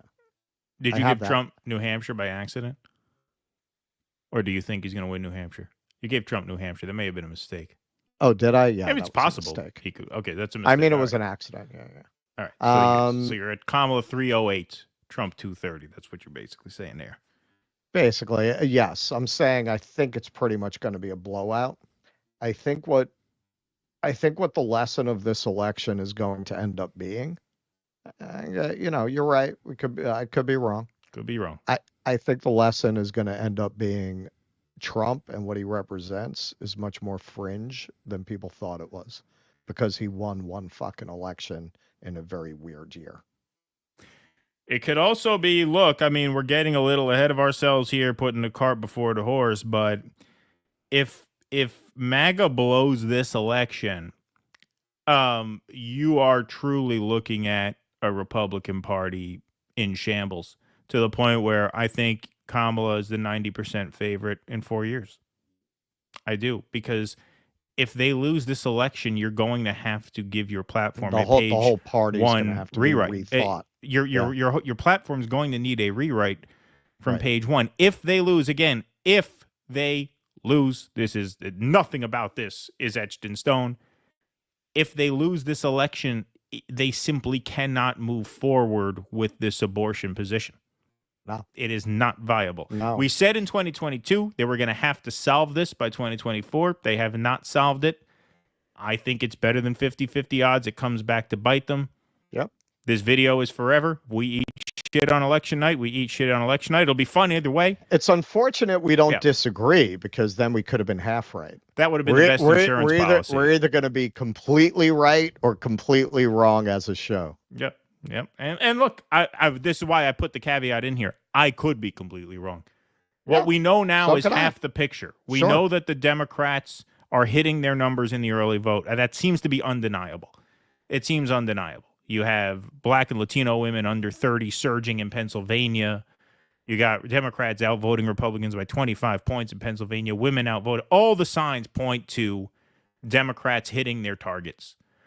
That puts tremendous pressure on Trump to not only hit his targets, but to really improve among independents. Don't forget these upper Midwestern states. These are Democrats out-register Republicans in these states. Trump needs to run it up with independents. And if that Iowa Register poll is accurate and independent women are breaking for Kamala 2-1, then he's got no shot. He's got no shot. He's got to hope that's not accurate. He just has to try his best. I mean, I don't know what you could do at this point except hope. But think you got to hope that's wrong. Based on the turnout, I think it is. I think it is too. And don't forget, Iowa's a more red state than these states. At that point, if that's accurate, you're looking at a blowout. Yeah, I mean, if that's accurate, like I said, I'm still giving him those two southwestern states because Latinos tend to be more socially conservative. And I think especially since Arizona is a border state and men are doing a little better there, and men are doing a little better in Nevada in terms of the early vote. I'm putting those in Trump's column. But you're right. I mean, with that kind of margin, it just creates very, very, very difficult math. Yes. For Trump, if that's true. And that is an A+ poll. So you want to say they rigged the poll? You could hope they rigged the poll. Okay, I mean, that's not, like I said, if history is any guide, that's not something you can really bet on. That it's a fake poll. It's an A+ reputation poll saying independents in Iowa too. Don't forget, Iowa's a much redder state than these other swing states. If Kamala's blowing him out 2-1 among independent women in Iowa, that's devastating. If that number is accurate, there's no way Trump can win. There's no way he can win. Right. Again, it might not be accurate. We don't know. This is where, hey, at the end of the day, yeah, if they had kept Biden, it might have, would have been like 49 states. Oh, it yeah, would have been like fucking Reagan Mondale. Yeah. So at the end of the day, yeah, Kamala is the move. And I see some people being like, well, how does that make sense when this administration has been so bad economically? You know what? The play that Kamala is not Joe Biden, they kind of pulled it off, I think. They kind of pulled off the idea that, she's a separate thing, right? She's not the old white guy. She's not the old sundowning guy. It's a new day, blah, blah, blah. And she's running against Trump. She's running against Trump. Sure, man. If she were running against someone who was not Trump, she'd probably lose. But she's running against Trump. The idea that Trump is good at this, it's really not borne out by the record. He got blown out by a sundowning, old, nasty, racist bastard in a crisis. That does not scream competence. No. His negatives have always been very high. He's a turnout machine for Democrats since he was elected, since he caught them sleeping in 2016. Also, as for the economy, yeah, inflation is horrible. It really puts a strain on people. But now it's not inflation; it's the prices that are left from inflation. Well, inflation now the last report, it's down to 2.1, which is like back in normal range. So look, so if you look at 2022, when the shock of inflation was really bad, I mean, that was actually like giving people fits. Myself, also, like it was hard to make ends meet with groceries that high above normal. Now you're looking at, yes, prices are higher. 2 years down the road, people have adjusted to that more. When I drive past TGI Fridays on a Friday night, the fucking place is packed. Like, people have, I think, adjusted for it to the point where it's not, I don't sense the same rage as I sensed in 2022. I told you, the day before the midterms in 2022, I went to get a slice of pizza. I order a slice of pizza. I go to the bathroom. I come back. The guy's ranting and screaming about how expensive everything is. That shock was real at the time. The anger was raw and primal at the time, and still it did not outweigh the women vote in response. Right. Look at how the midterms went. 2 years down the middle road, of that. Yeah, I think the price of groceries is more baked into people's everyday life, where they're now able to budget for it. Okay, maybe now you cut corners here or there. I think people have accounted for it to the point where I don't think the same shock and anger is there as it was in 2022, and it didn't overwhelm Democrats in 2022, and that's partly because there was another issue that had taken priority amongst people who vote. Don't forget, too, the people who dominate the polls are the normies who generally have the money they need to ride out inflation. Exactly. That's another point of this, too. That's a very sad point of it, is that people who are closer to the margins economically don't tend to vote as much. That's just a cold, hard fact. But in addition to all of that, just like in 2022, the Republicans never had a convincing argument for how they would bring inflation under control. No. On top of this, Kamala, whether you believe she'll be inclined to do it or able to do it, even if she is or not, she is actually addressing what is the issue at this point, which is the price gouging. It's not the inflation. You don't walk in now and see the eggs 20% higher than they were last month. It's all stabilized at a higher level, because inflation has come back to a normal level.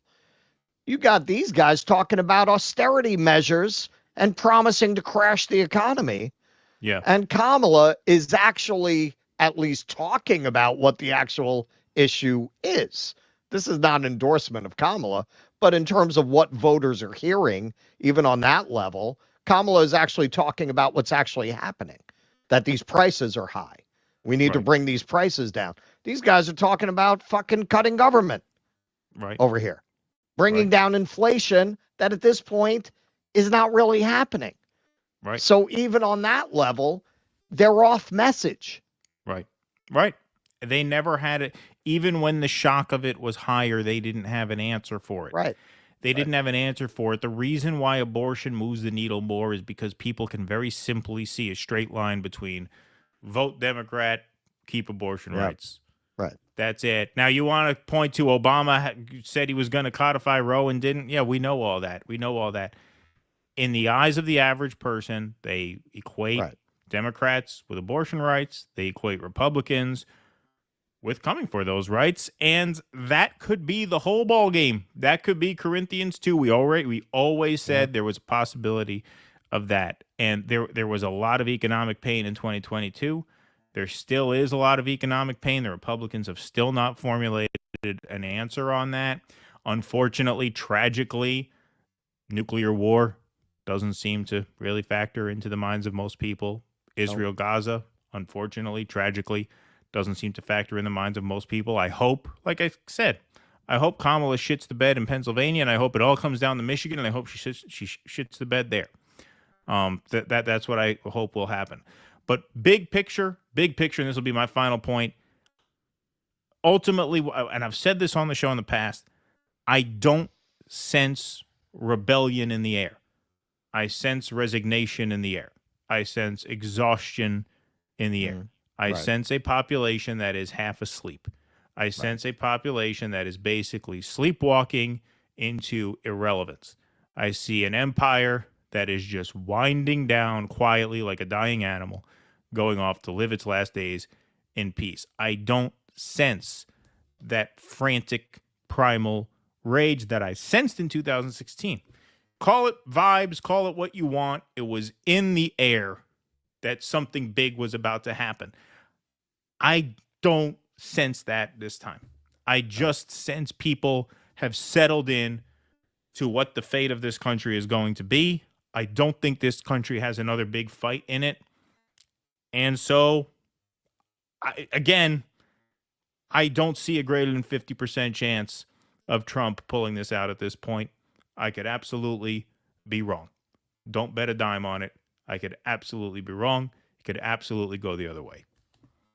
Whether the country has the fight in it or not, yeah, you could be right. I think if it does, Trump is not the object it's going to rest its faith in.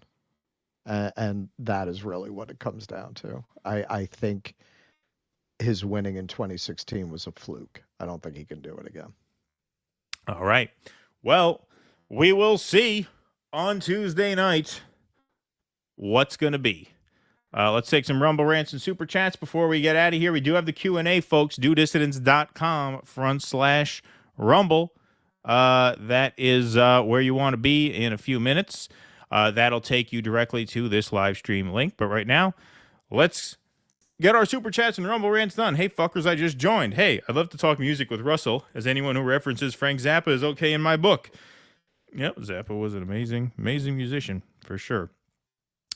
Edit said, thousands of tweets attacking a specific woman with zero evidence. She's the one who called about the squirrel. I'm so sad to think these people can vote and serve on juries. Well, didn't she brag about it? I mean, we don't know who the woman is. We're not going to reveal that, obviously, but I thought there was a woman who said that she did it. She was at first very proud of herself for having done it. And then she got embarrassed when she saw the reception wasn't very good. That's my understanding. Cool Blue, in exit polls for U.S. president lately, 53% are votes by females, 47% males.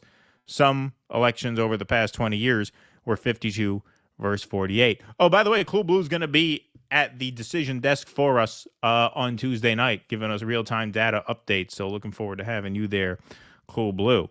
Iowa 2016 Republican pickup for Trump was Democrats' number 30 best state margins.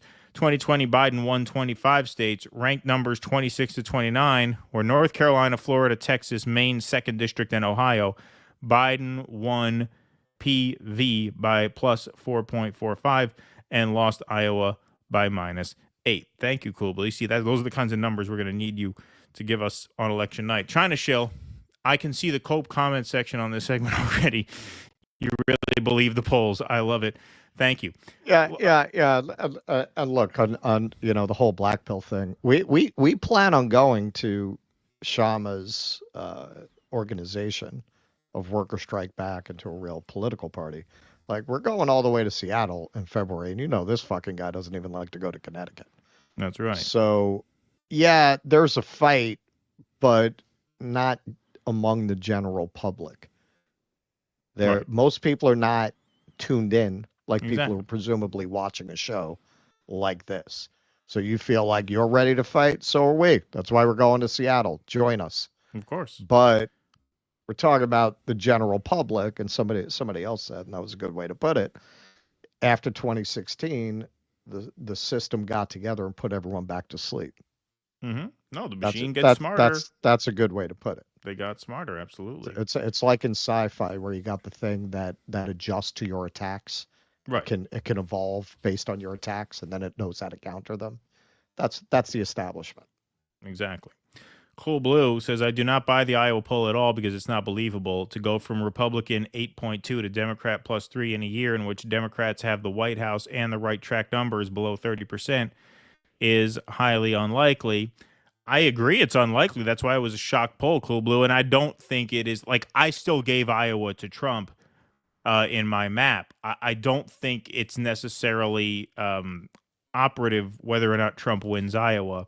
Even if it is an outlier in Iowa, I think if that independent women number is anywhere near accurate, it's doomed for Trump. And I just don't have a reason to believe it's not accurate given the early vote, given the surge in women turnout, and the edge that Democrats have in early voting in Michigan, 61-35, Wisconsin, 60-38, Pennsylvania, almost 20 points. You add all that together, it looks like women are breaking Kamala's direction. So, like, I'm with you in the sense that I don't think Trump's going to win Iowa, but I think if you look at some of the cross sections of that polling and you take into consideration the reputation that precedes that pollster, and you look at the early voting, it all kind of seems to more or less check out. It seems to check out. It's not just one data point. You Right. never base anything on one data point. Right. If you look at all the data points, yeah, it's painting a picture. It's painting a picture that's kind of impossible not to see right now. The only question is, can Trump overwhelm it? Can he overcome it? Right. It's possible he can. I don't think it's a bet. I can't tell you it's greater than 50% odds he can, though. That's what I'm saying. Right. TS Crasher, and the worst part of it, especially when you got fucking Elon running the canvassing, like it's just not that too. That's what I'm saying. It's not one thing. Exactly. It's not one All thing. these things together, logical extrapolation of that data. Yeah. Advantage Kamala. Yeah. I mean, I think that's where you got to be. At this point. And yeah, we could be wrong. Yeah. I hope I am. Yeah. And then we'll do a mea culpa, and we'll explain why we were wrong. And, I mean, I don't know if I need a mea culpa. I'm telling you right now, I could be wrong in the sense that Trump could just blow out the turnout too. Like that, if we're wrong, it's because Trump turned out his base and there were enough independent men to come out and vote for Trump. Like that could happen. Like if Trump wins, it's because that will have happened. And I'm telling you right now, it's possible that happens. I just don't think it's more than 50% likely that happens. Right? So, like, I'm not going to have much explaining to do if I'm wrong. I'm telling you I could be wrong, and here's why. I just wouldn't bet on being wrong. That's all I could say. What can I tell you? Make a baseball analogy. The best baseball players fail 2/3 of the time. Right? So when the best baseball player in the league comes up, you feel really good about it. He's got 2/3 chance of failing. Mm-hmm. Trump is that baseball player now. Yeah, I'd say he's probably he's got a 40% chance of success. That's better than the best baseball player. So it could totally still happen. Right? Wouldn't shock me at all. TS Crasher, and the worst part of it is Roe turns out to be this powerful. The Dems will definitely not do anything to codify Roe if they win. Look, man, it's going to be fucking, there was a guy, Sean McCarthy, I think his name is Sean McCarthy. He co-hosts the Out for Smokes podcast, which is a great podcast. At least he did. There's some internal fighting there. I hope you guys work it out. He follows us on Twitter. There's a chance he hears this. But he said, this past year has broken something in me to see so many, woke liberals just so indifferent to genocide. And a Kamala Harris victory would really be soul crushing in that way. Like Nick said, it would be a stain on humanity if that goes unpunished. Sure. And well, so I don't take pleasure in making no these red predictions. line. There's no red line. Right. That's what you're saying. Of There's course. literally nothing they could do to lose their voters. Yeah, exactly. And so I don't take any pleasure in saying this. I'm just telling you, based on reading the numbers, I can't come out here and say something different. I swear pink pussy hats kill brain cells. I spent 3 decades fighting for women's rights. You have to be brain dead to believe Dems will codify abortion rights, given their role in giving us stops. I agree with you. El Kaminsky, I honestly wonder if Dems openly embracing neocons shifted Republicans, accumulating both centrists and conservatives, the uniparty formally organizing. Well, yes. I mean, we told you they've been making a pitch to these voters because these voters tend to turn out. What did we say? The suburban women vote. And what is the early numbers? What do the early voting numbers tell us? They're voting. It could have worked. Do you like to hear that? No. Again, I don't consider it my job to tell you what you want to hear. Right. Like I said, if we had no respect for the audience, we would come out. We would say, Trump's got it in the bag. The only way Democrats could win is if they cheat. We know we would get more likes. We know we would get more subs. We know we would get more ad revenue. We know we'd get more eyeballs if we said that. Yep. There are people who have no respect for you at all who are telling you that because they know you want to hear it, not because they believe it. That's a fact. Yeah, that's a fact. We're not stupid. We know what you want to hear. Yep. We're not doing that, man. We respect our audience. Right. We respect you. We're not I never understood that. It always got me angry. Even when we were a very small channel, I would see these bigger channels where, it was clear the hosts were just lying to their audience. Right. I don't know how you do that, man. I don't know how you do that. Like that's the contract, man. People are watching for you to tell the truth as you see it. Doesn't mean you're always going to be right. No. You can't control that, but you can control your honesty. You can always be honest. And in regards to Trump, overall, I've been saying this all along. If Donald Trump is able to become president again, I have to rethink my whole belief system, because the way that I understand the way the country works, the deep state will not allow that man to walk back into the White House as the president. By hook or by crook, by heart attack or by the ballot box, they will not let that guy be the president again. I've been saying that from day one. So by the ballot box, it's less messy that way. Yeah. I agree. Contrary to expectation, inter-transnationalism firms are reporting lots of people inquiring how to move abroad if Kamala wins, not Trump. Interesting. Thank you. I don't know a woman who doesn't have a strong opinion on abortion. People underestimate that. However, they also overestimate how many are pro-choice. Shocking number are radically anti-abortion. Yeah, that has not borne out in any of these races. I mean, if Kansas is 60-40 pro-choice, that's a liability. Yep. It's a liability. Any way you slice it. All I know is whoever wins, Palestinians lose. Sad times for the USA. Absolutely. Yep. Absolutely. Sadder and it's going to times be for like fucking pulling Palestinians. fucking teeth. One thing I'm really not looking forward to if Kamala wins, I'm really not looking forward to having to talk some sense into these MAGA people. This is the other thing. Like, the challenge is going to be, no matter who wins, you're going to have to give some tough love to the losing side and say, listen, you're done. You're done. Your movement is over.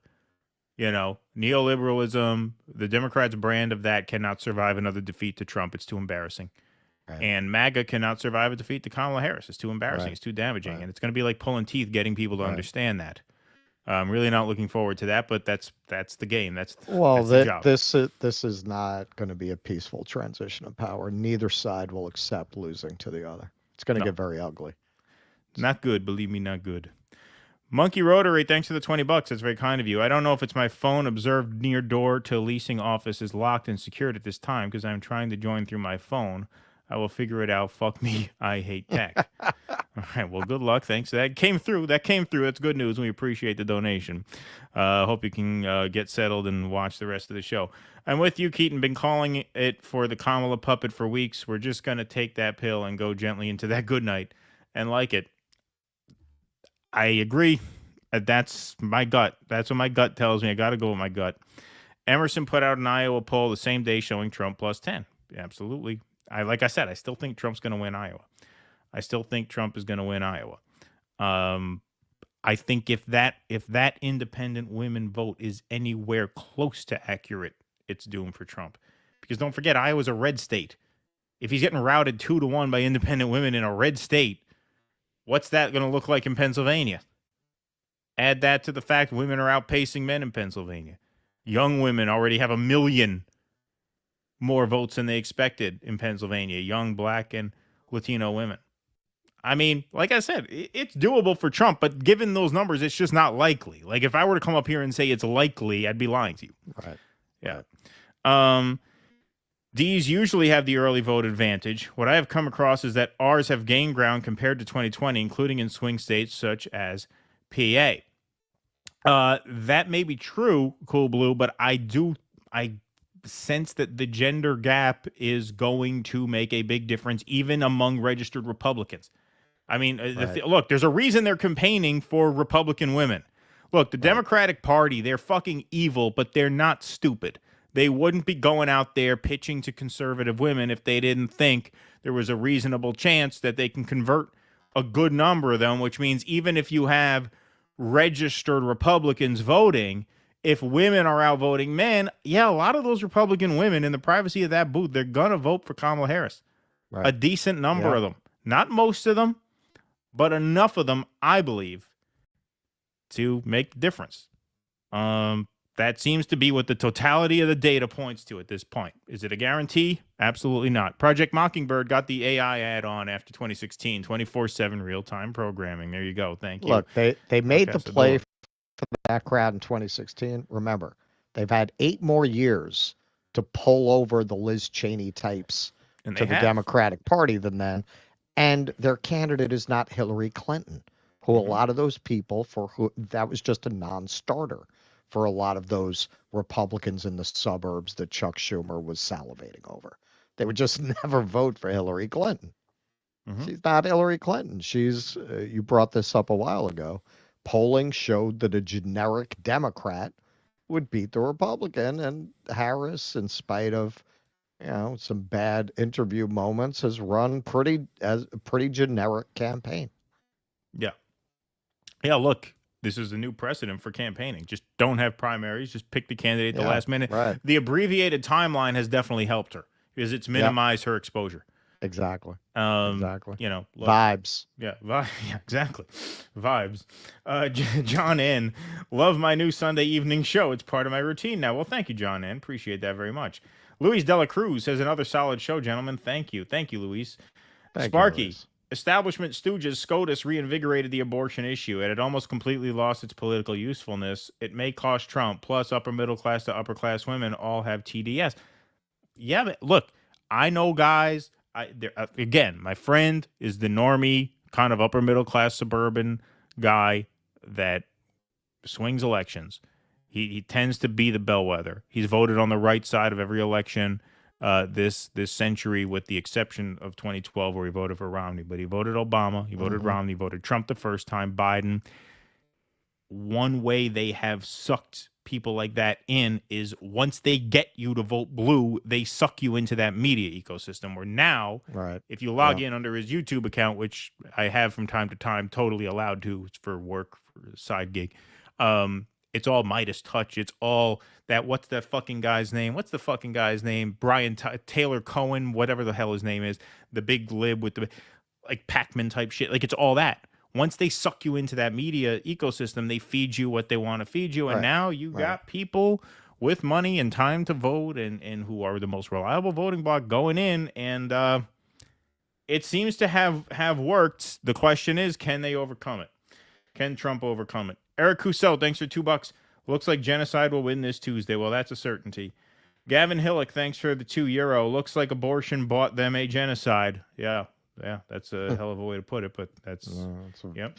It's a very good way to put it. Posmo. We're gonna make those T-shirts if we're right. Yeah, right, exactly. Percentage female early vote has declined versus 2020. That's not true. Not true overall. It's especially not true in the swing states. Yeah. And that's where it matters. Yeah. Sure, she will continue genocide, but I want the right to kill my own baby. Well, that's kind of the joke I made at Jose's event, which killed, by the way, went over well. Love from Florida, Stein for me on Tuesday. And not before it was the gut buster, yeah. Eric Maines, thanks for the $5. Using another young Frankenstein analogy while I'm on a roll. Trump got done tap dancing Putin on the Ritz, but the women voter light bulb just exploded. There you go. Rando Girl, do you guys believe we're in a fourth turning, the crisis period? The last fourth turning started with the stock market crash of 29 and culminated in World War II. Rando Girl, that is a very good question. And my inclination is to say yes, especially if this election goes the Democrats' way, because I just don't see them putting the brakes on. That's my assessment. I think no matter who wins, we're entering a time of catastrophic crisis. Yeah. Posmo, how can you guys say the very online shit doesn't matter, but then say people tweeting what Elon said somewhere does matter? What do you mean people tweeting what Elon said somewhere does matter? I'm not sure what you mean by that. I mean, if you're talking about Elon promising economic catastrophe if Trump wins, that was reported everywhere. That wasn't just some shit on a tweet. If that's what you're referring to. Yeah, maybe. Okay, Sparky, Brondo, it's what the plants crave. Sparky, remember, never Trumpers Chris Wray and fired interim AG Sally Yates run the old boy network, which controls Georgia politics. Look, man, that's the other thing. We could have gone on for hours about this. Georgia, they seem to have built a pretty good turnout machine there. They've won 3 out of the last 4 big races there. They got 2 Democrat senators elected, and they voted for Biden. They seem to have built a little, Tammany Hall of the South down there. And it seems to have done pretty well for them, and it seems to be in full gear right now. They've got 80% of 2020 turnout already banked. That's crazy. That's big, man. That's big. Now, Republicans are voting this time early where they didn't last time, so that's a caveat. But again, you got to look to the gender gap, and you got to look to what the last-minute polling is saying about that gender gap, and this is why you're seeing a major tightening of the betting markets, including, that's why I put the graphic up, Peter Thiel, Polymarket. These are not libs here. These are people who want to make money. Peter Thiel's a DNC plant. Right, exactly. I mean, there's a reason that tightened like that, and it's because we got voting data in, not just polling, but turnout data in. DC, corporate media oligarchs decide elections. Thanks, DC. Eric Suarez, thanks for the $5. Let's pray the worst option for Americans wins. Maybe they wake the fuck up then. Yeah, that's going to be the challenge after Election Day. And I'm very much looking forward to it because this is just... Let's get on with it. Yeah, let's get on with it already. David Bozick, I agree with Keaton wholeheartedly. I experienced this resignation with voters as I was campaigning for the write-in vote for Senate in Arizona this year. There you go. Thank you, David. Kuznetsky Bassane, free Palestina. Thank you, Kuznetsky Bassane. Posmo, Cool Blue says, actually, Dems are underperforming versus 2020 on early voting by a lot, and Keaton goes, but vibes. So stop saying the numbers are telling you this, Keaton, at least. No, because the voting doesn't tell you who voted for who. It tells you registration, but there's more to it than registration. There's gender and age. And polling is telling you that women are breaking for Kamala Harris. Unless you don't believe that. Like, that's really what it hinges on. If you believe this is going to be a larger female turnout, a disproportionately female turnout, then you have to not believe the polls that say that women are breaking for Kamala in the numbers that they are. And I think they are. I think they are. That's why I'm saying numbers. Don't forget, we don't know who voted for who yet. They don't release those until Tuesday. We know the composition of the electorate. Pennsylvania, you got Democrats outperforming by 24 points in terms of party registration. You have independents voting a third in North Carolina, and you got these pretty reputable pollsters saying that independent women are breaking for Kamala in a pretty dramatic way. Add those three things together, I just can't get to Trump's probably going to win. I can tell you Trump might win. I can't tell you it's a better than 50-50 shot. I just can't. Sparky, Chris Hedges had a book, America, a Farewell Tour. I believe we're too far gone to recover no matter who wins. Accepting Keaton an anomaly, coming generations weren't raised for self-reliance. Well, thank you, Sparky. You're giving me a little too much credit there, but I appreciate it. 007, thanks for the $5. So women won't vote to stop deleting babies in Gaza, but for the right to delete their own unborn ones. Yeah, that was the premise of my stand-up routine. Yes, that was the premise of my comedy routine at Jose Vega's fundraiser. His well-received comedy. Yes, this is one fucked up country. This is why the world laughs at us. I agree with you. Here we go. Soul Crushing sums it up. Voters affirming genocide for the sake of abortion. Keaton's speech spot on. Well, there you go. Like I said, I take no pleasure in it. Monkey Rotary, thanks for the $5. You don't need to read my chats. Oh, well, it's too late. Thanks, Monkey Rotary. Appreciate that. Simplistic Linguistic, do you guys think that there will be a high Gen Z turnout? If so, do you think that a significant number of them will vote for Kamala? I think more will vote for Kamala than for Trump. And yeah, that's another thing. It seems the turnout is high. Yeah. It seems the turnout is high. Trump drives turnout. Yep. Trump is a turnout machine for Democrats. He just is. He's an unpopular figure. For good reason. I mean, he's a fucking asshole. Like, the guy at the end of the day is a fucking asshole. Like, that turns off normie people. It just does. It just does. I think his flaws are just too much. And his campaign was too shit. This campaign looked a lot like what a Ron DeSantis campaign would have looked like if Ron DeSantis were the nominee. Very online, with a tech polish. It doesn't have the same grubbiness, the same earthiness that 2016 had, or even 2020 to a large extent. It doesn't have Stu Bannon. He doesn't have Bannon. Bannon was in the he was in the slammer during the campaign, and he probably wouldn't have kept him on if he wasn't.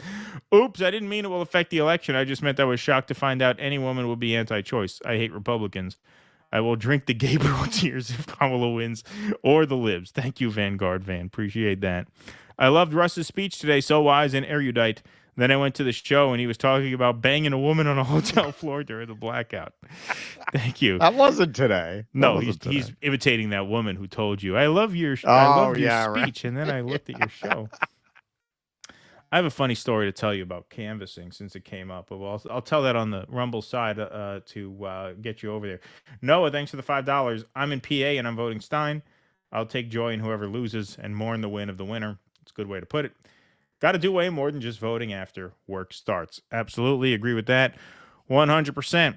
All right, folks. Well, this was a long one. This was an epic, but this is about a little less than half of what Tuesday is going to be. So, folks, we are going over to Rumble right now for the Q&A. Hang out for that one. Hey, if you think we're wrong and you want to tell us how wrong we were, go to dudissidence.locals.com, drop $5 in the pool, call us up and tell us how owned we're going to be on Tuesday night. We already got a line forming. Phone lines are open now. dudissidence.com/rumble. That takes you to the Q&A, which will start after a 5-minute intermission. If you're not joining us for the Q&A tonight, what's that? Terry Garr tribute on the intermission. That's right. Terry Garr tribute on the intermission. If you're not joining us for the Q&A, no 2 p.m. show Tuesday. We're starting at 6 p.m. Tuesday, and we got results coming in all night long. We will see you there, 6 p.m. Eastern Tuesday. But please do hang out with us for the after-party Q&A. We got a line of callers forming right now. DudeDissidence.com/rumble. That will commence after a 5-minute intermission until whenever we see you again. Thanks very much for being here. Thanks, Jake, in the booth. Be safe and be well. Courage! Please clap.